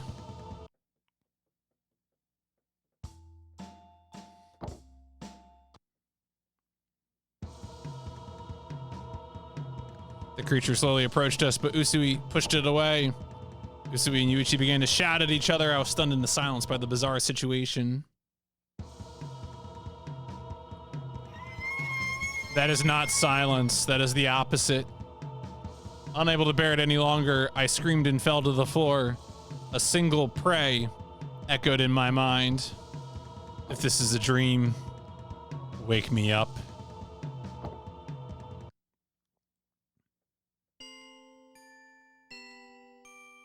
I must have fallen unconscious. Ah, this is only a dream, I thought to myself. In my dream, I began to think about my life. There was a single thing I wish I had done differently. I wish I hadn't bullied Yuichi. I wish I hadn't bullied Yuichi. In my dream, I saw all the horrible things we had done to Yuichi. You idiot. You pig. I turned and faced everyone. We should all play together. Let's all play together, my words echoed in the darkness. No thanks, Kana. No way. I felt an indescribable sense of despair. At that moment, Usui-kun screamed in my ear, "It's no good! This is the end!" Misfortune. Alright. Well, rip to that. The end?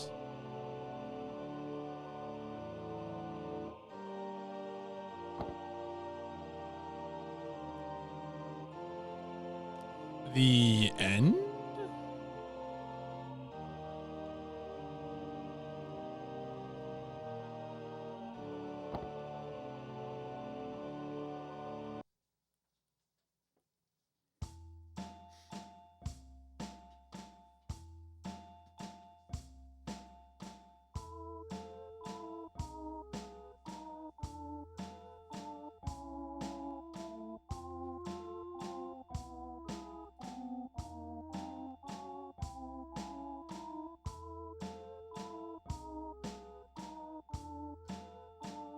All right, let's play as Kyoko now.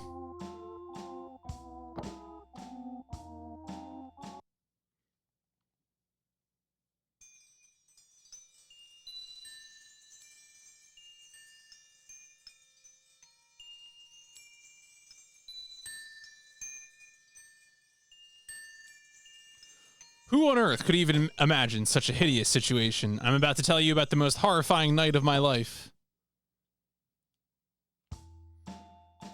The clock struck midnight. The night was neither hot nor cold. It was uncomfortably warm. We had gathered at our old elementary school to exhume a time capsule we had buried there on the day of our graduation.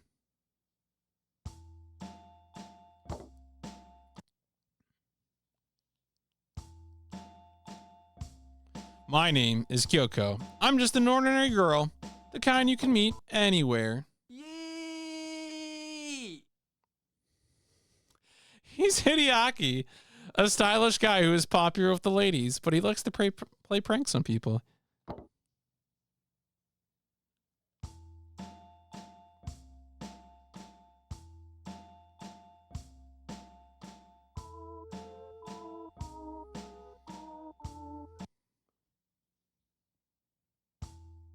The mysterious boy walking in front of me was Usui.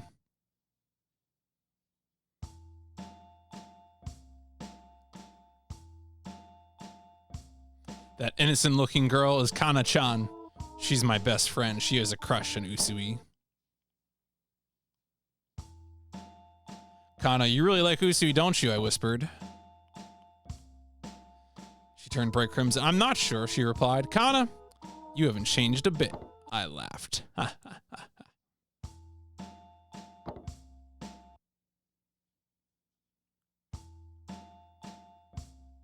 Sorry to keep you all waiting.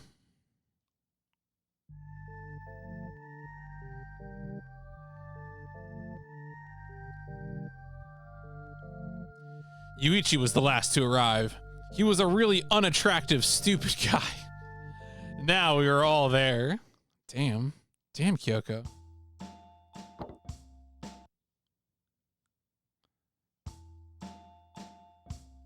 I'll go and dig up the time capsule. Leave it to me. Yuichi passed each of us a drink. Then he opened the school gates and stepped through. The drinks are my way of saying sorry for being late, he said as he disappeared inside the school. I was quite thirsty, so I'm going to drink all the juice.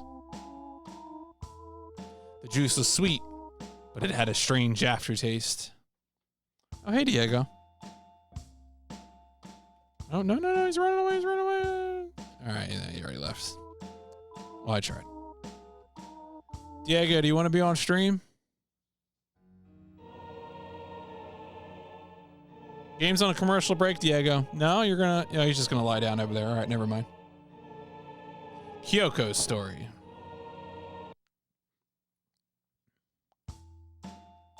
A long time passed. Yuichi had still not emerged from the school. With nothing else to do, I began to daydream. Is that dimwit all right?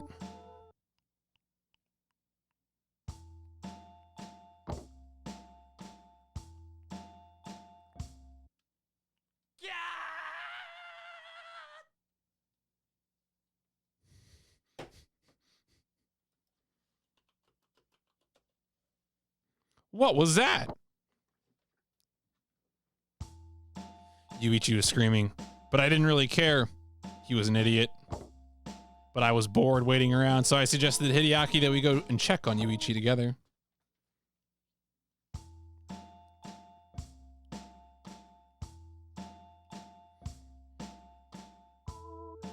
I'll go and take a look, said Hideaki, trying to seem brave.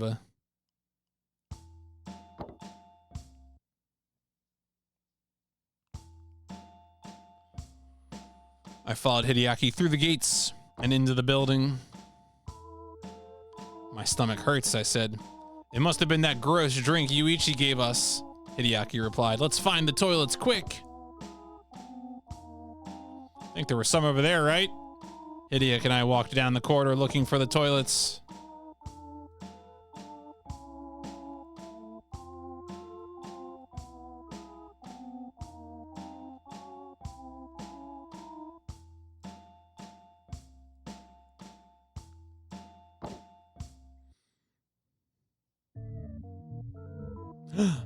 Wow.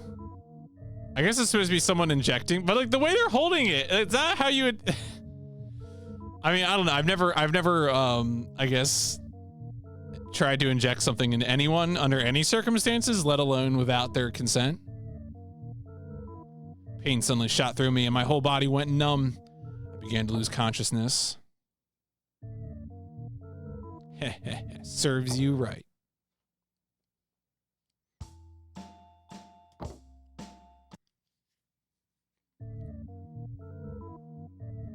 When I finally came to, it felt as if a long time had passed. Oi! Wake up, you dirty beast. I opened my eyes to see Yuichi standing over me. His face was overflowing with an expression of intense hatred. You're a terrible failure. Get out of my sight, he screamed at me. I looked around. I seemed to be in some kind of operating room. Strange tools and machines are lying here and there. There was someone else lying in another bed. But all I could think about was escaping this dreadful room as soon as possible. It was awful. I slowly dragged my sluggish body out of the room. My head was throbbing with pain. I couldn't think straight.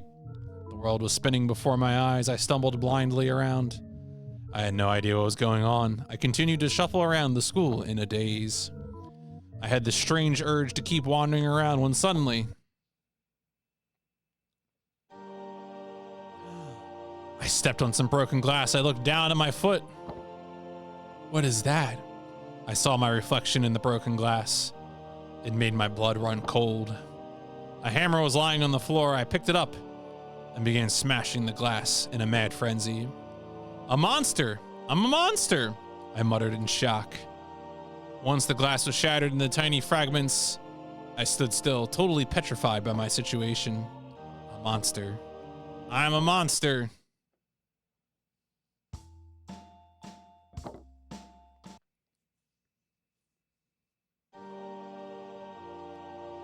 Suddenly, I heard a noise behind me. I turned to see Usui and Kana-chan in the corridor.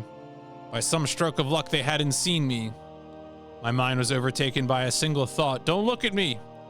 My body began to move. All right, yeah, so we're the one who bops Kana.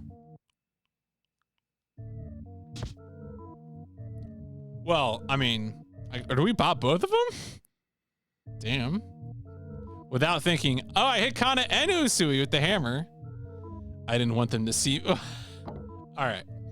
What did I just do? Was I losing my humanity? Carefully picked up Kana-chan. Without thinking, I began to blindly run through the hallways once again. I held Kana-chan tightly and ran.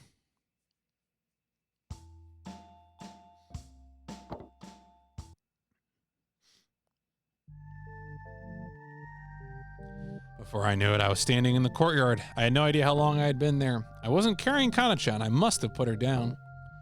But I couldn't remember where. I couldn't remember anything.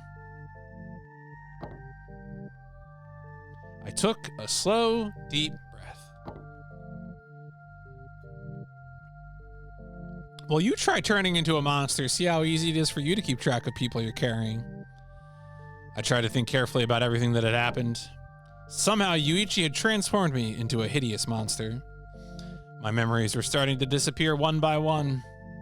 If I did not do something, my humanity was going to vanish along with them.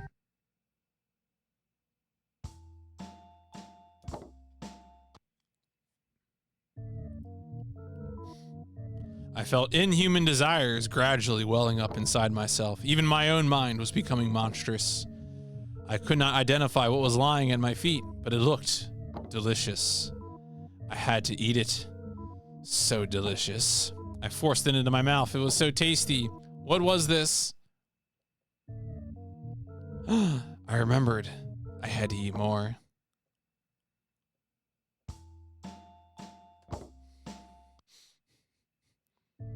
It's just Haribo. My consciousness began to fade, but it started to feel so good.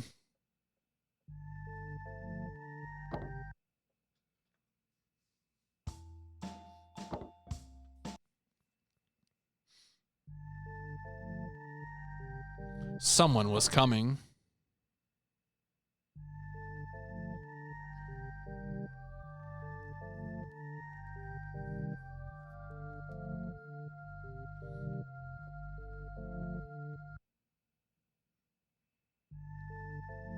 Who was it?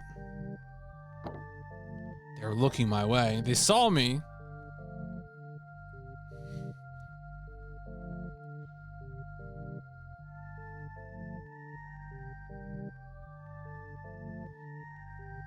Why are they running away? Am I ugly? Am I scary? Not as ugly and scary as that guy.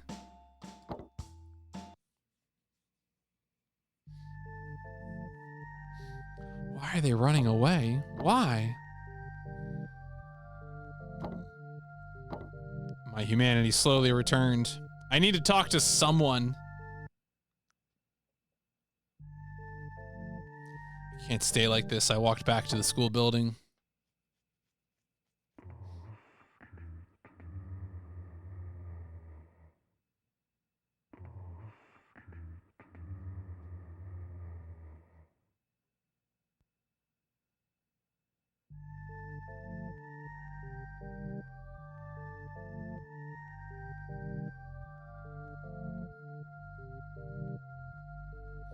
Entered the school and looked around. Nobody was there.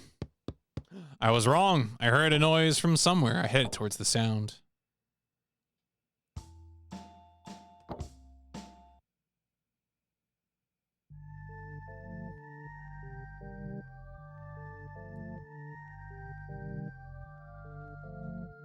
It was Kana-chan. I slowly approached her.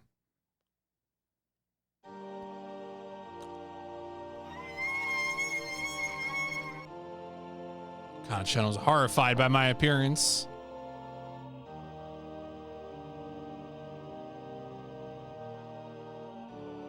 It really doesn't.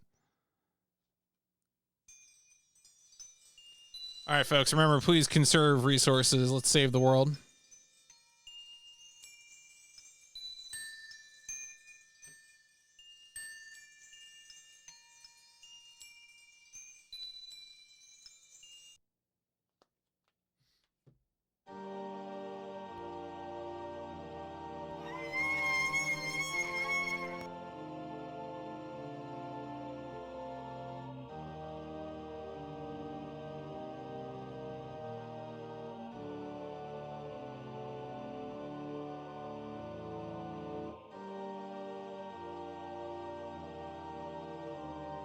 She began to run away from me. I wasn't surprised. After all, I was a hideous creature, stalking the corridors of an abandoned school in the middle of the night. This is a lot of self-awareness right here. But I had to warn her. I followed Kana-chan into the science room. We had lessons in here long ago.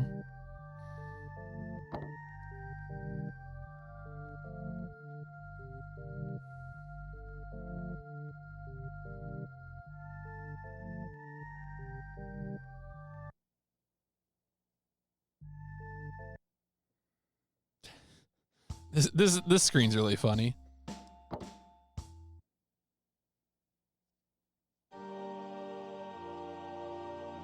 Kana! I shrieked at the top of my lungs. I was trying to regain my sense of humanity.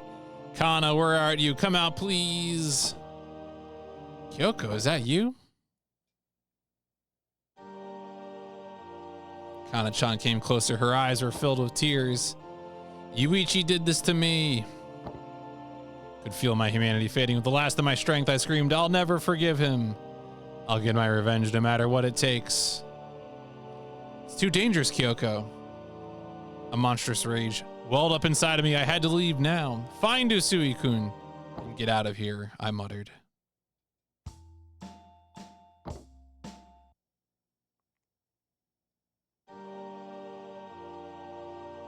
As I was leaving the room, I saw a box of matches on a desk. I can use these.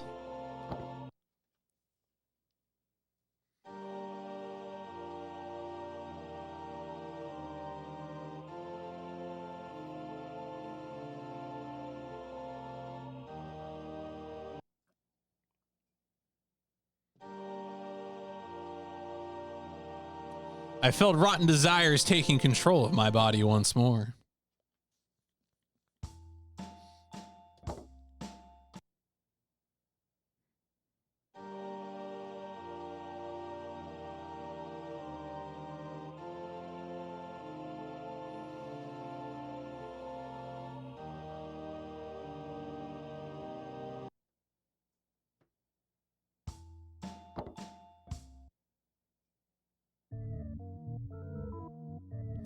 I lurched down the corridors. I was a revolting nightmare, a disgusting beast crawling around a school in the dead of night. A noise erupted from my throat. I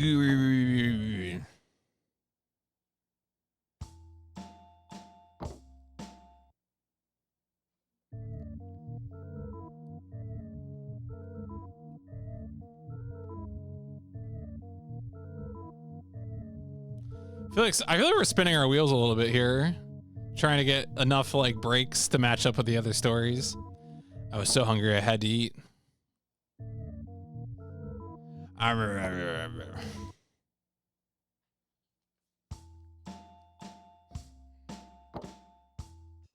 That's me chowing down on some snacks.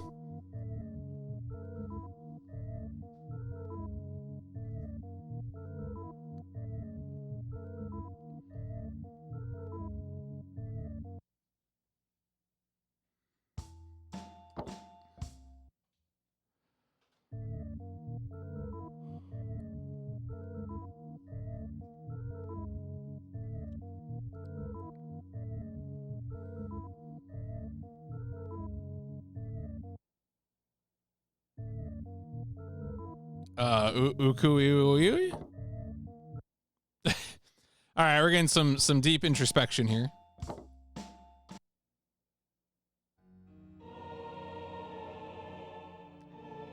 Oh, what is this? Are those canisters of gas?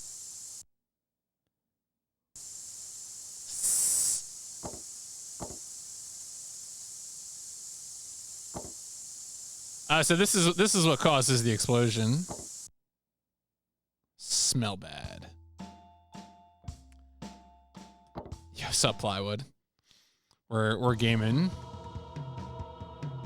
Get them. The sound of Yuichi. Yeah, no, the cover is pretty. The cover is very strong. Sound of Yuichi woke me from my deep slumber. I could see Kana, Usui, and Yuichi through a classroom window.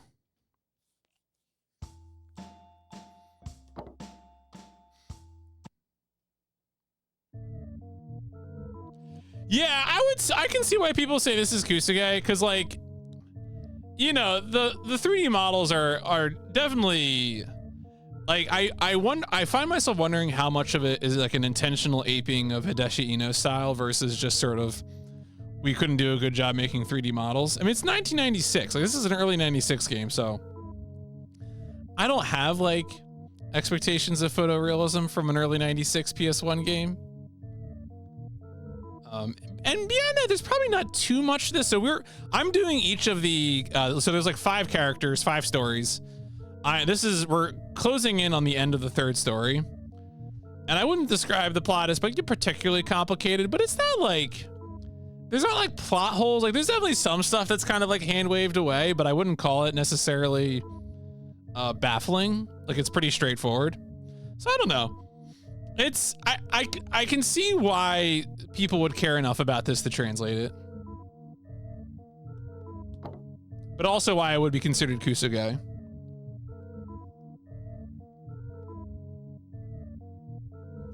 Yuichi must have put them out there. Rubber tires are rotten. I could smell gas leaking out. The air grew heavier and heavier with the smell of gas. This is my chance for revenge, I thought to myself. With great difficulty, I removed a match from the matchbox, but I hesitated. I feel like causing an explosion is bad. Right, anything horror related, anything that has like a cult following. I hesitated for only a moment. Usui-kun and Kana-chan might be in danger.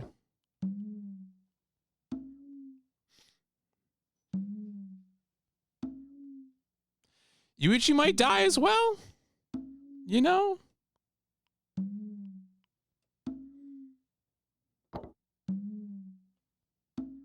All right. Yuichi was a monster, but he was also my friend. I didn't know what to do. I screamed at Yuichi through the classroom windows. That's enough, Yuichi. Song sounds like the start of the, yeah, I know it does a little bit. Turned and looked at me. I took a deep breath and yelled at Yuichi again. I know how you feel.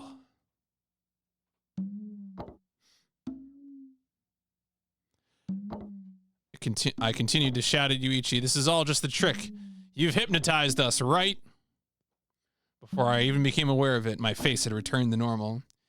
Yuichi's doctor outfit faded away, and his normal clothes returned. Hideaki, Usui, and Kana were sprawled on the floor. They were still under hypnosis.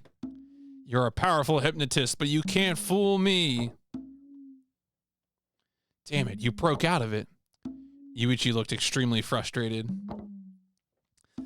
I wondered when was the best time to break the others out of their trances, but maybe we can have a little fun with them. Misfortune!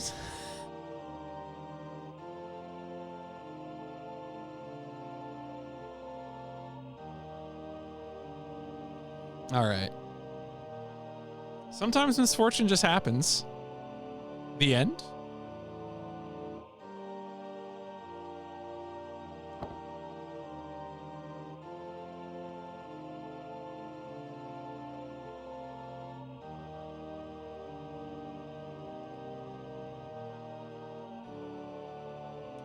All right, on to Hideaki. I'm guessing Hideaki is the scissors guy, but we'll see. Is it storming? No. Okay.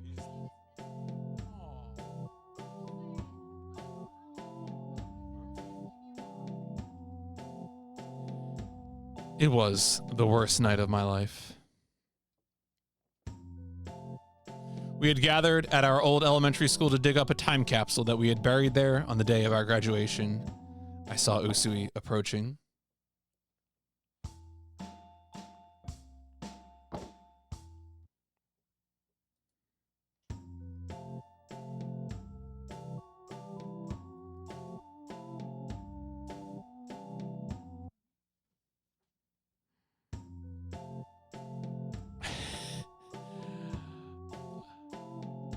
Oh yeah, we can prank. Oh yeah, that's right. It was Hideaki who did the Jack in the Box prank.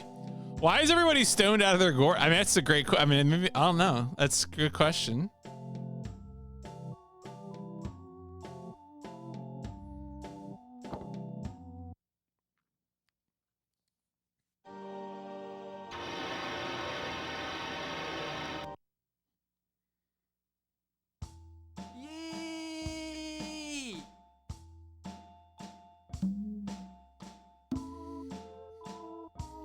That was hilarious. You look so stupid.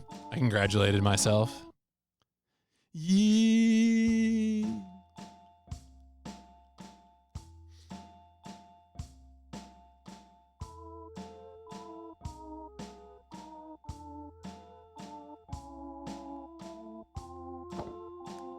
Oh, there are fireflies. It's very good. That is also my feeling. Are the fireflies in our front yard? Are we getting fireflies with our mass array of black-eyed Susans? I hope so. Dima Yuichi was late, and now he was messing around. I saw one. Okay, all right.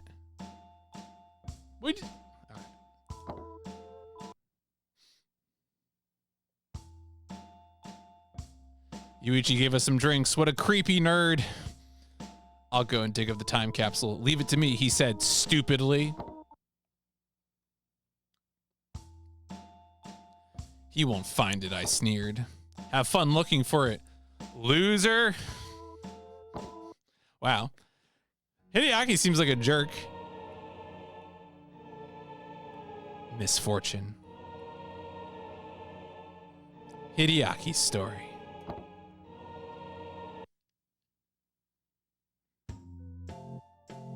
Yuichi entered the school alone. I laughed and downed my drink. He'll never find the time capsule.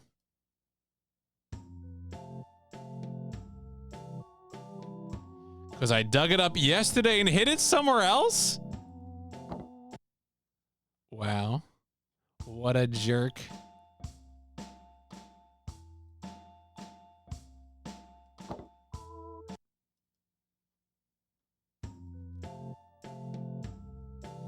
He was probably wandering around the school crying by now. Yuichi's scream broke the silence. He must have been scared by the little surprises I left in the hole. A rubber doll of a huge, disgusting caterpillar.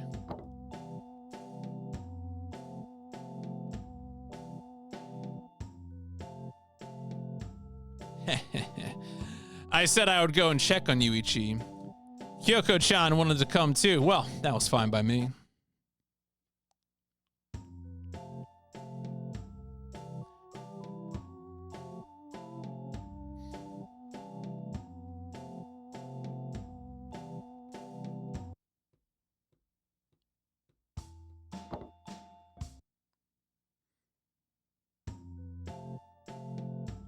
Hold on a second. My stomach began to feel strange. Kyoko said she felt unwell too. It was Yuichi's gross drink. Must have been that gross drink. I'll teach him a lesson, bloody idiot. Kyoko and I ran to the toilets. Here it is, toilet time. I barged into the boys' toilet. Damn, I'm going to shit myself.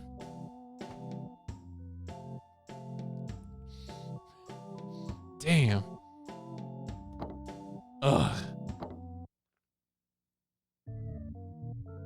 Oh no. What? I suddenly felt my body going numb. What was happening to me?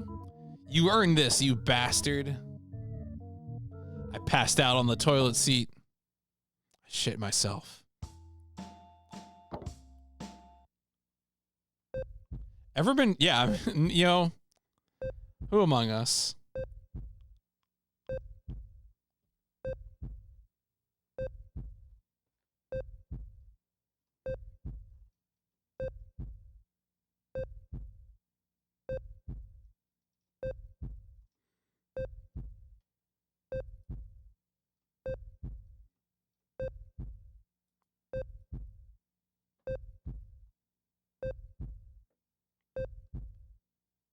That's why it's acoustic. Yeah, you're right. You're right. Yo, what's happening? Look at this. This is a good screen. Someone was shouting, "Where on earth was I? What the hell happened to me?"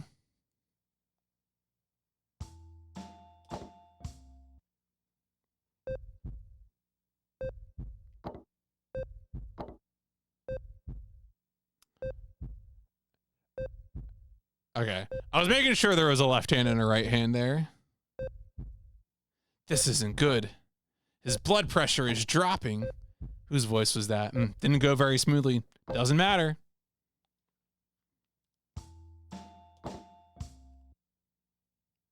Is he gonna play the same FMV again? Please, play it a third time. Yes! Yes! That's Kusuke, baby! Perfect. His blood pressure is dropping again. Turn it off. Turn it off. Whose voice was that? I don't. This will have to do.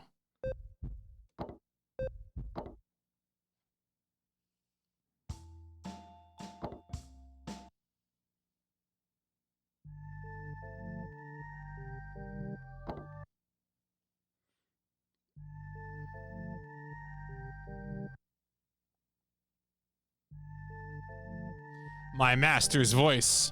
Oi, Hideaki, wake up, you moron. Listen, from now on, you are my slave. You bullied me for 6 years. Now it's time for my revenge. Any objections, Hideaki? No, master.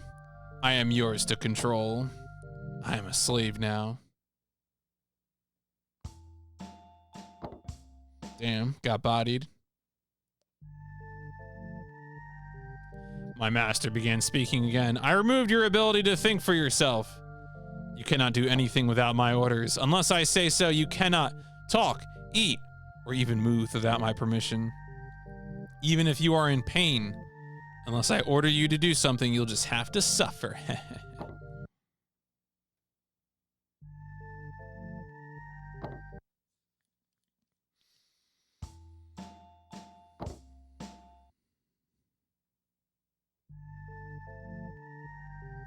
My master continued to speak. Here is your first order. Bring me Usui. I'm gonna ignore it.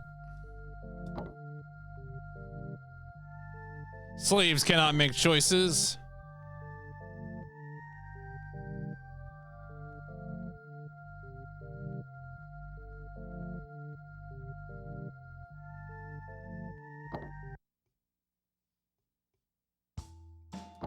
All right, good conversation.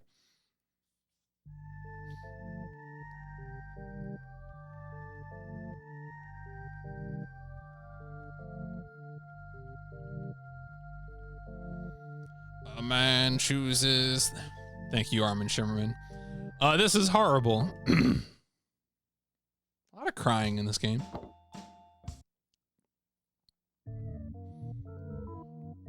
It's so humiliating.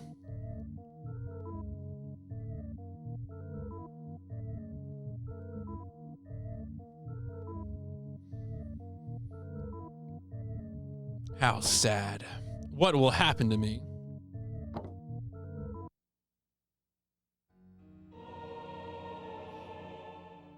Misfortune.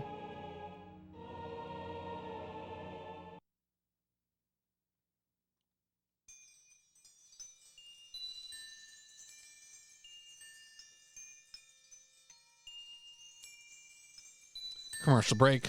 Folks, remember, please conserve the Earth's resources. Thank you.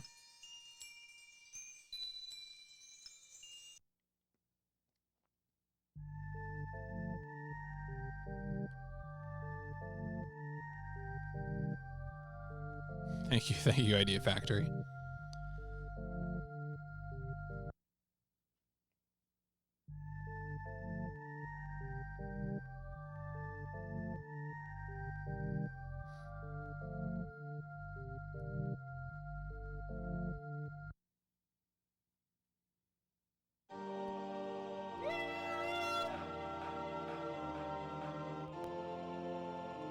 Found Usui.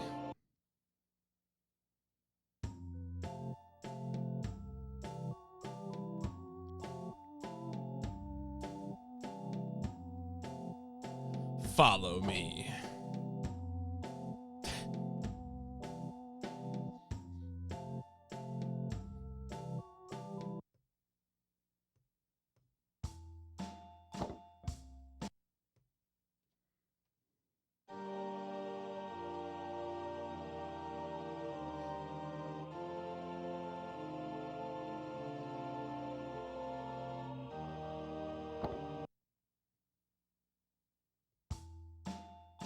Yes, so there's a sequel, and the translation team that did this patch said they're already working on the sequel.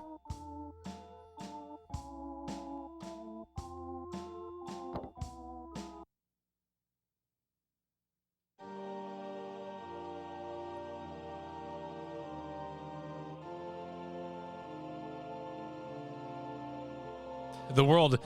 Apparently, I think it's called like Yaku 2, the cursed game or something, or I mean, I guess in their translation release it'll be like Misfortune 2. Welcome, Usui. My master spoke. You finally arrived.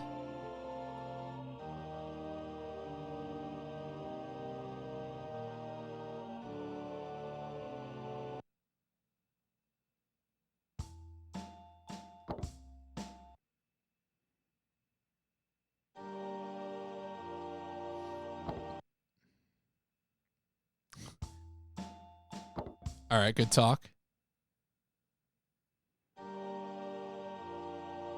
My master spoke. I order you to open the gas cylinders in the back. Ignore? Slaves cannot make choices.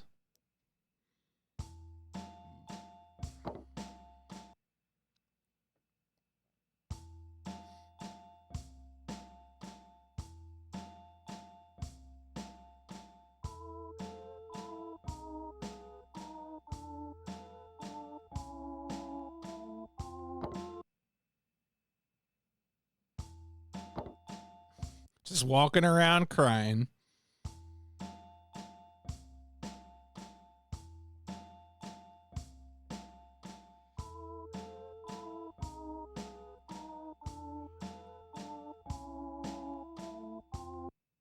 Oh, here I am with the gas canisters.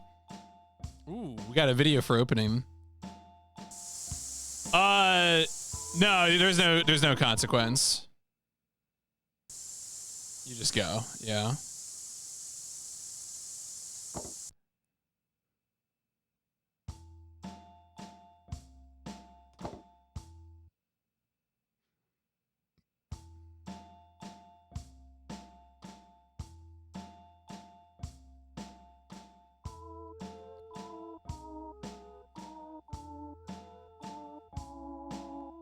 My master spoke once more. Well done, slave. Rest over there in the corner for a while.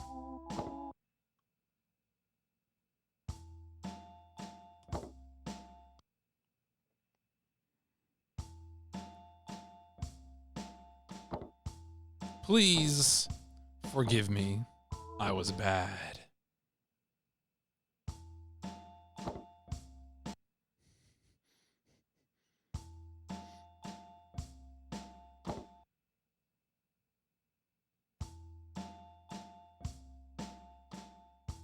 Was this them approaching for the final showdown?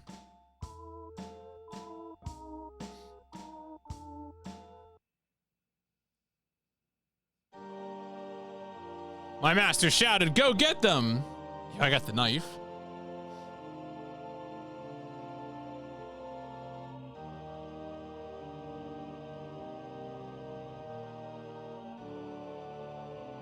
Sounded worried. What's wrong? Go! Nah, I think this time has consequences.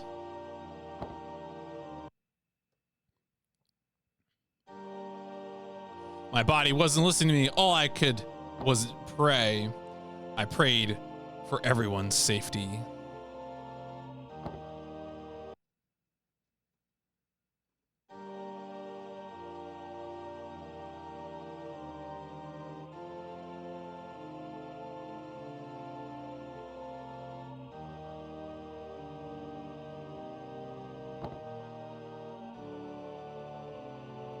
Kyoko-chan, Kana-chan, Usui-kun, please make it out of here alive. My consciousness slipped away. After a while, I came to and opened my eyes. I say opened my eyes, but I had no body. I seemed to be some kind of spirit. The room was fully ablaze. Was this Yuichi's plan too? Smoke swirled around the room. Amongst the dancing flames, I could see Usui and Kana. How are they going to escape? I prayed they would. Escape through the window. Yeah. The window is the safest way, I prayed to Usui-kun. Where are you? Bewildered, Usui stood up, opened the window, and climbed out with Kana-chan. I prayed again. Go to the right.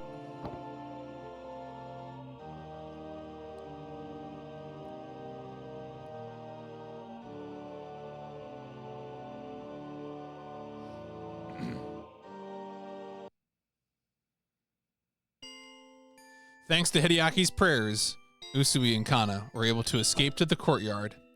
What is this? Look. Kana had found another small part of Yuichi's wish letter stuffed into a bush. What does it say? Only a fragment remained. The CU? The CW? Misfortune! So the way apparently the game works is that you have to do this. You have to do Hideaki's story 3 times, and if you give them different directions, you get different parts of the key to unlocking Yuichi's good ending. Which is the full phrase is the curse is a lie. So we got the first part of it.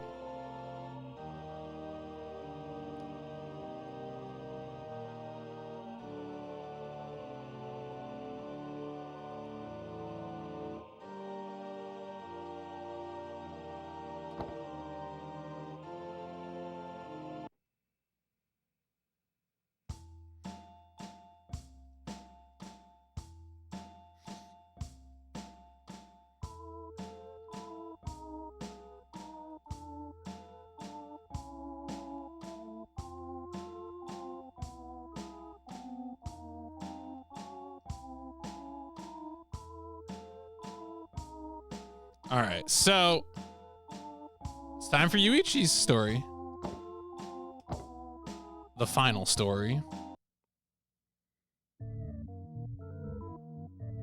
Can you hear me? Yes, I'm talking to you. You out there enjoying this game. I'm sorry to keep you waiting. Yeah, we got fourth wall breaking.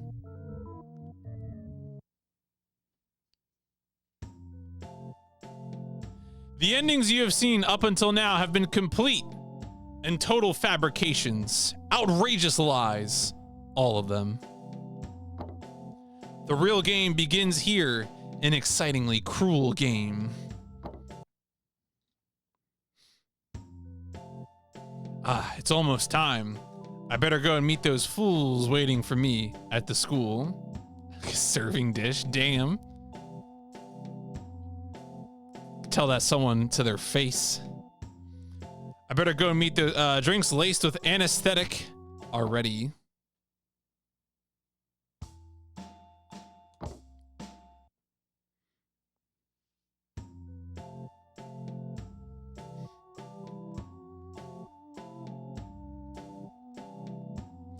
What's that? Perhaps you think I'm committing some sort of crime? Don't say. You think I'm evil? Close to we'll see. Damn. Nah, you're not evil.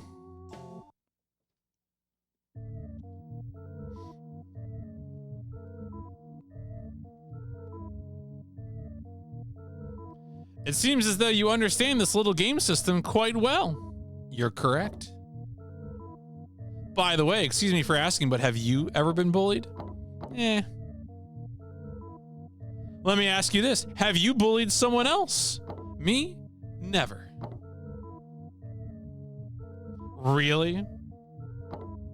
You can hurt people without even realizing it, you know. As you play this game, something will become etched into your mind. You won't be able to forget it. Shh. Shh. Your Honor, I plead the fifth. Anyway, I have some people. Look, does playing Halo with your feet count? I don't understand what this is about. I owe them 6 years worth of revenge. Keep your eyes peeled. So it seems like they got a few typos in here to fix, but like generally speaking, this translation patch has been really good. And it is a 1.0 release, like a week after it came out. So that's not, you know, not a problem. Yeah, there's been, I want to say there's probably been about like maybe half a dozen or something. Yeah, typo in the labor of love free translation patch. Like, yeah, it's fine. You know, if they want to fix it, they can. Not a big deal.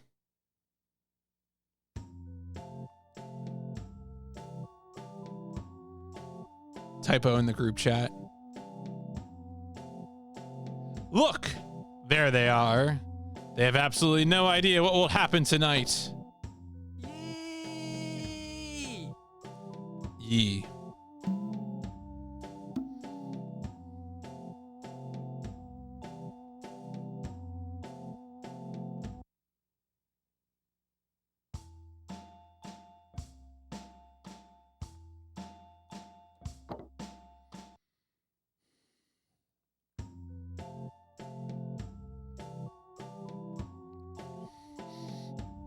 Yeah, I can't believe they put out a translation patch with typos. Ugh. Here are their refreshments. 2 of them have a special surprise. Medical grade anesthetic. What do you think? Good, huh? They've taken the bait. Look at them gulping it down.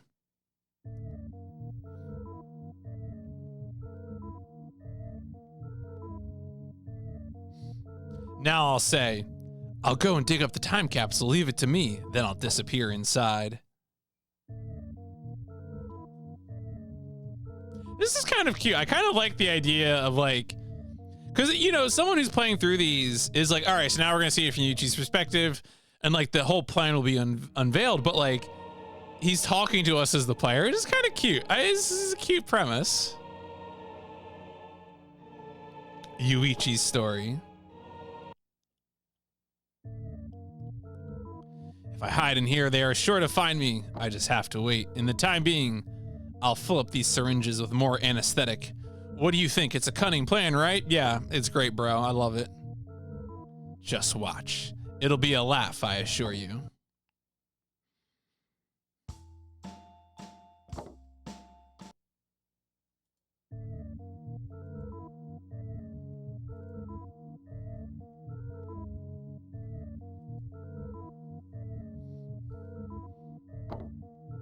Now I'll scream, ah! Yeah! Pretty exciting, don't you think? I am actually having fun, yeah.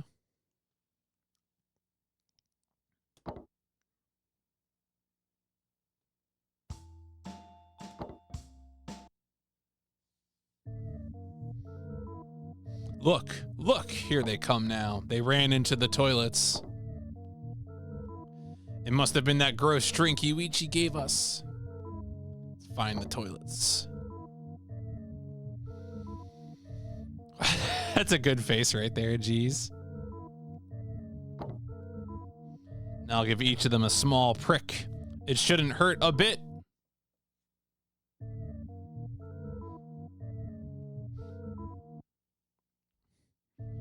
Perfect administration of a syringe. The fun and games begin here. Oh, geez. Yeah, Yuichi's a big guy. Welcome to my makeup room. They've put on a bit of weight, but I've managed to bring both of my lovely patients here. Let's begin. I'd like to start right away, but the surgery will come later. This is my special makeup room. There is nothing cruel about it. Would I lie to you?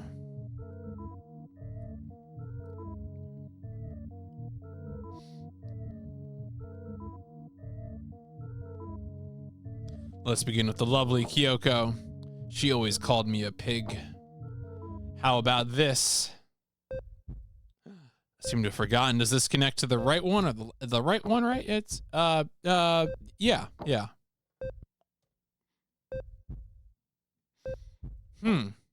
Now it's all messed up. This is all your fault.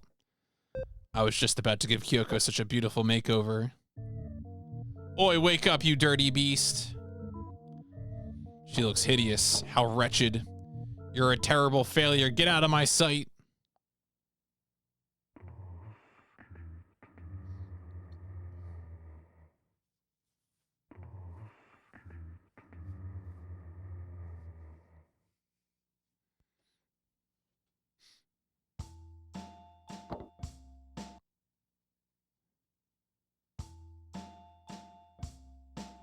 Now, on to the next operation.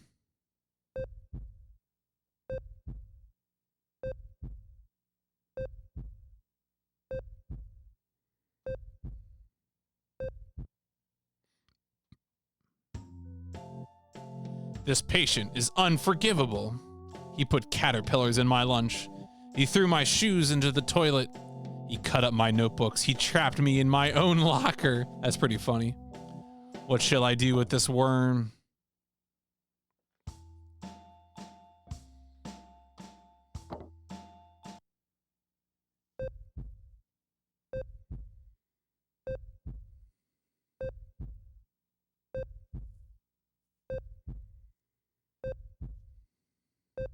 Seems I'm getting a little carried away with myself. Was this attached to the right or the left? This is correct. Yeah, sure, bro. It's great. It's fantastic. Perfection.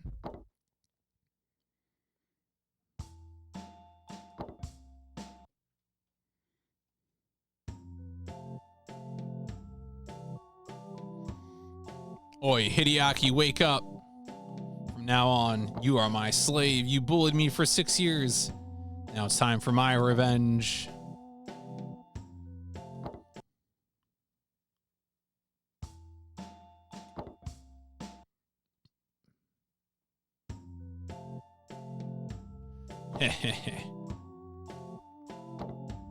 Hideaki, you're so lame, you dolt. I removed your ability to think for yourself.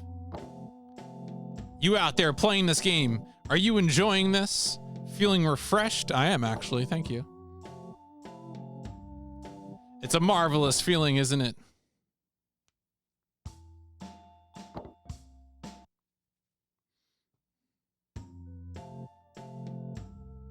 Here is your first order. Bring Usui to me.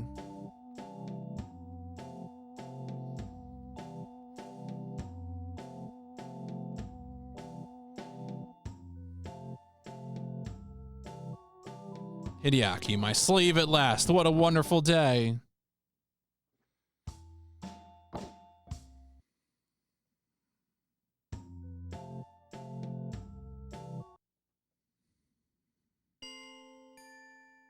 All this excitement has made me quite tired. Perhaps a lie down. It's me? I must be dreaming.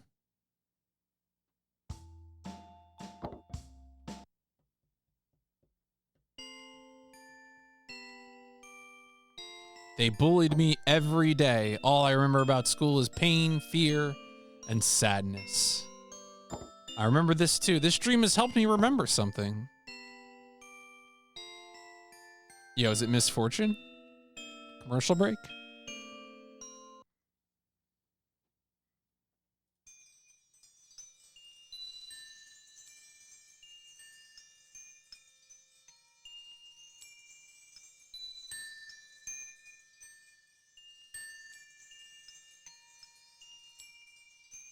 Idea Factory and Dream Factory. Yeah, I mean, wouldn't that be a hell of a crossover? We've buried the time capsule. Can't wait until we dig it up again. Yuichi, what did you write in your wish letter? God bless the Misfortune. I remember we buried that time capsule together as proof of our friendship. That's my own happy memory. But why? I can't remember.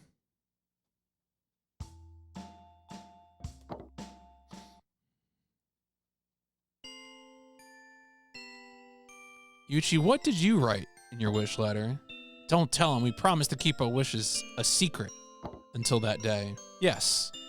Let's keep it a secret until we meet again in the future. We'll be friends forever. We'll meet again. Can't remember what I wrote on that paper all those years ago. What am I doing? This is no time to be dreaming. I have another patient waiting.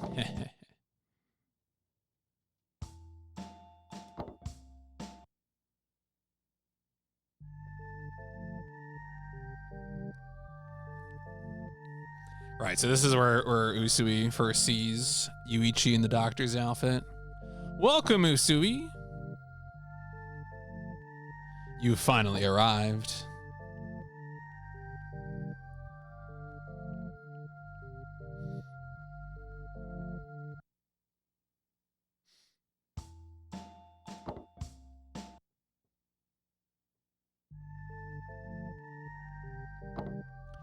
Usui looks horrified. Poor boy is quaking in his boots. Is this an operating room? No. This is my makeup room. I've done 2 procedures already. They were both difficult, but each of them was a great success.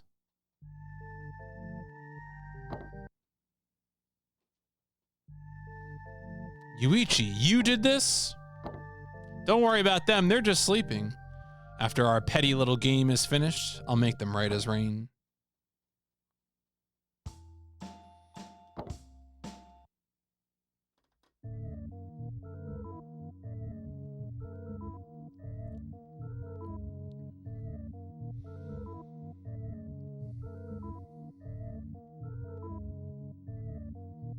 I order you to open the gas cylinders in the back. Make haste and prepare my special makeup room. Yeah. Now, I like all these little animated bits are very fun.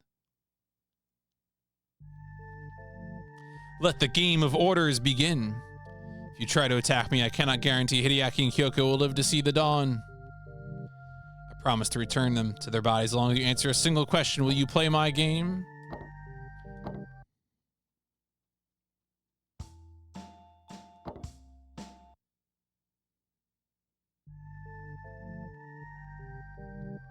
Usui-kun was always a good sport. What was the wish that I put into the time capsule?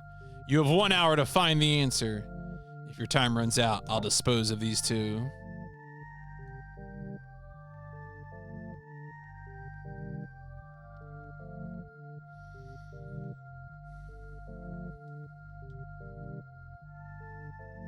Off you go. I was going to give Usui-kun his own makeover, but now I'm intrigued about the wish I made all those years ago.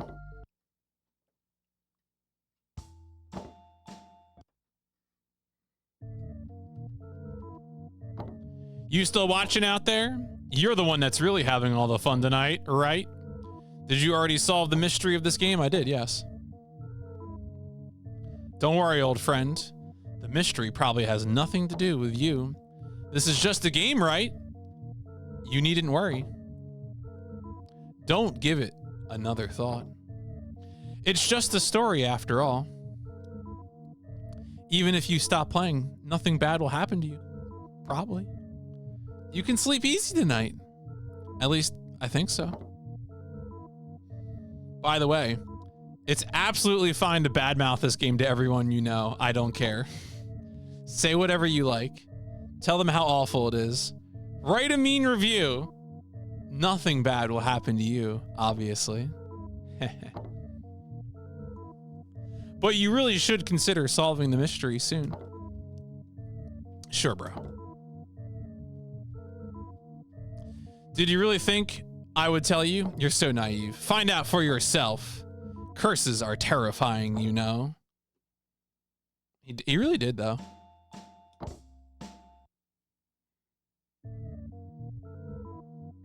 This is so intriguing, so amusing. It's too late for you, my friend, even if you turn the power off. We have tarried too long. Let us return to our little story.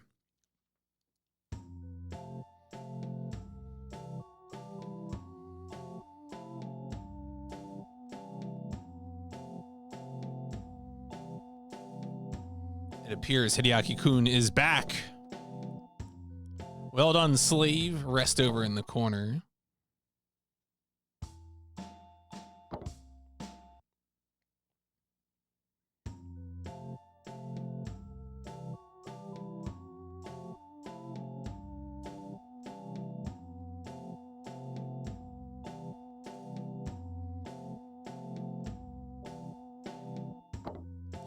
Couldn't care less about my stupid wish now since he will spill all of my secrets.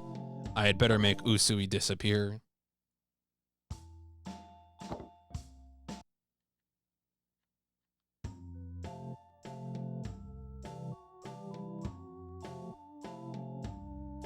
All right, so here we go. The confrontation.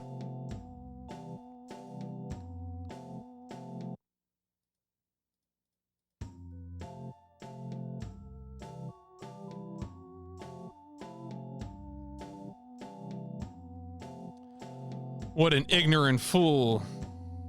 Go get them. What's wrong? Go. Go.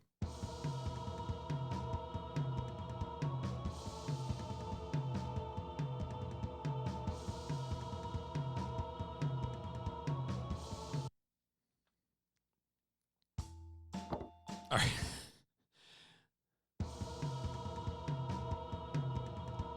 Hideaki will put Usui out of his misery.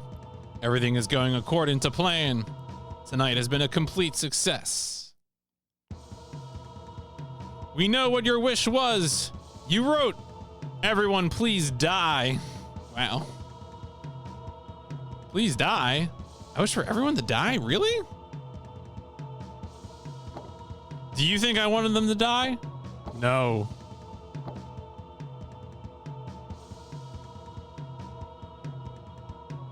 I'm finally starting to remember. I'm sure I wrote everyone is cursed. That's right, isn't it? No. Did I actually write everyone please get along? No. What? Perhaps it was everyone please forgive me. No. Don't be ridiculous. Was it everyone please make it end? No. Don't believe it. I know. Everyone please stop lying. Yes.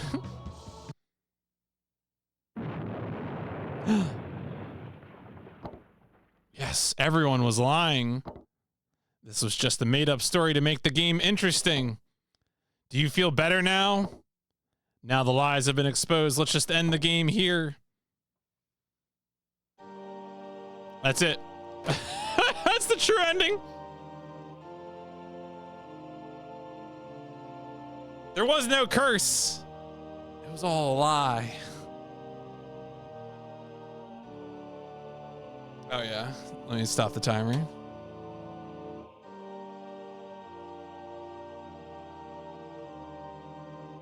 So there are technically like a bunch of other like good endings and bad endings, but as you can see, like a lot of the bad endings don't really have too much to them. Like they have maybe a line of text or something. So I'm not too worried about not getting every ending or anything like that.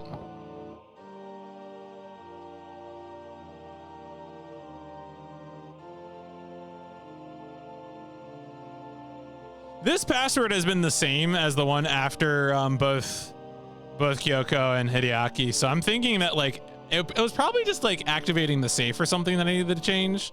Like whatever is being encoded, it hasn't changed since I finished Kyoko's playthrough. It's probably just access to characters or something.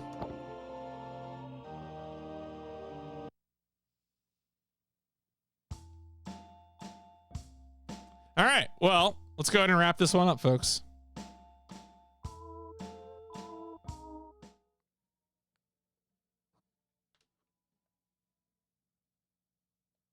Couldn't come up with a legit reveal. So once again, we must proceed on a voyage. All right, so that was Yaku Yuujou Dangi, aka Misfortune, a story of suspicious friendships. We finished this game on 6/18/2025. We did so in what was it? It was 2/14/34. So let's see here. Were there sewers? No. Were there brands? No, unless you consider Idea Factory self-promoting, but I don't consider that. We did not destroy any cars. There were no experts. The title was not announced. We did not use cheats, and there were no human faces. So played through each character's story once. Did not switch between characters mid-story. Did unlock the safe. Got the first part of the true ending hint in Hideaki's story. Yeah, only the most inhuman faces. Did true ending for Yuichi's story. My feelings with the game. The models and animations are a lot of fun. You know, there's not too much here, but what is here is fun, and so I'm excited, excited for the sequel. That's basically how I feel about it. It's just kind of fun vibes, but like there's not too much going on. So I think that kind of game is a pretty classical 3 from me, dog. Worth playing once, probably never gonna touch it again, but yeah, let's conserve. That's true. I should put that in there. Let's conserve the world's resources and save energy. Thank you, Idea Factory. All right. Yeah, that's a pretty solid 3. So this is. Are we gonna see Axie's art and Amuse again? Wait a second. So, again, we briefly had an interruption. I don't know if any of these are currently. They have a few here, right? Because there's Clockworks. Well, we know the sequel is gonna happen, so we'll give him a dev column.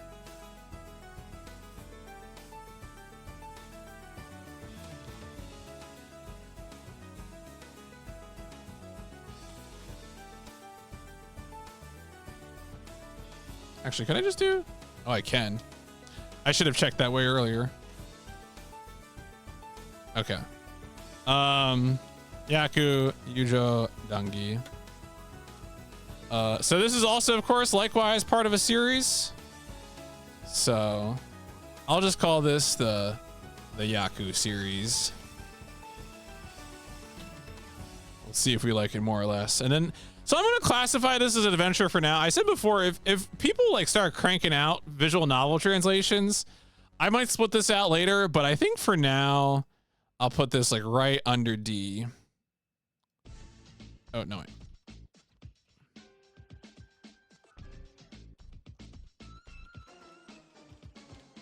I think that's about right. This lives in a similar spot. D had a little more going on, but like they definitely live in a similar part. I think that is appropriate. Cool. Well, that's neat.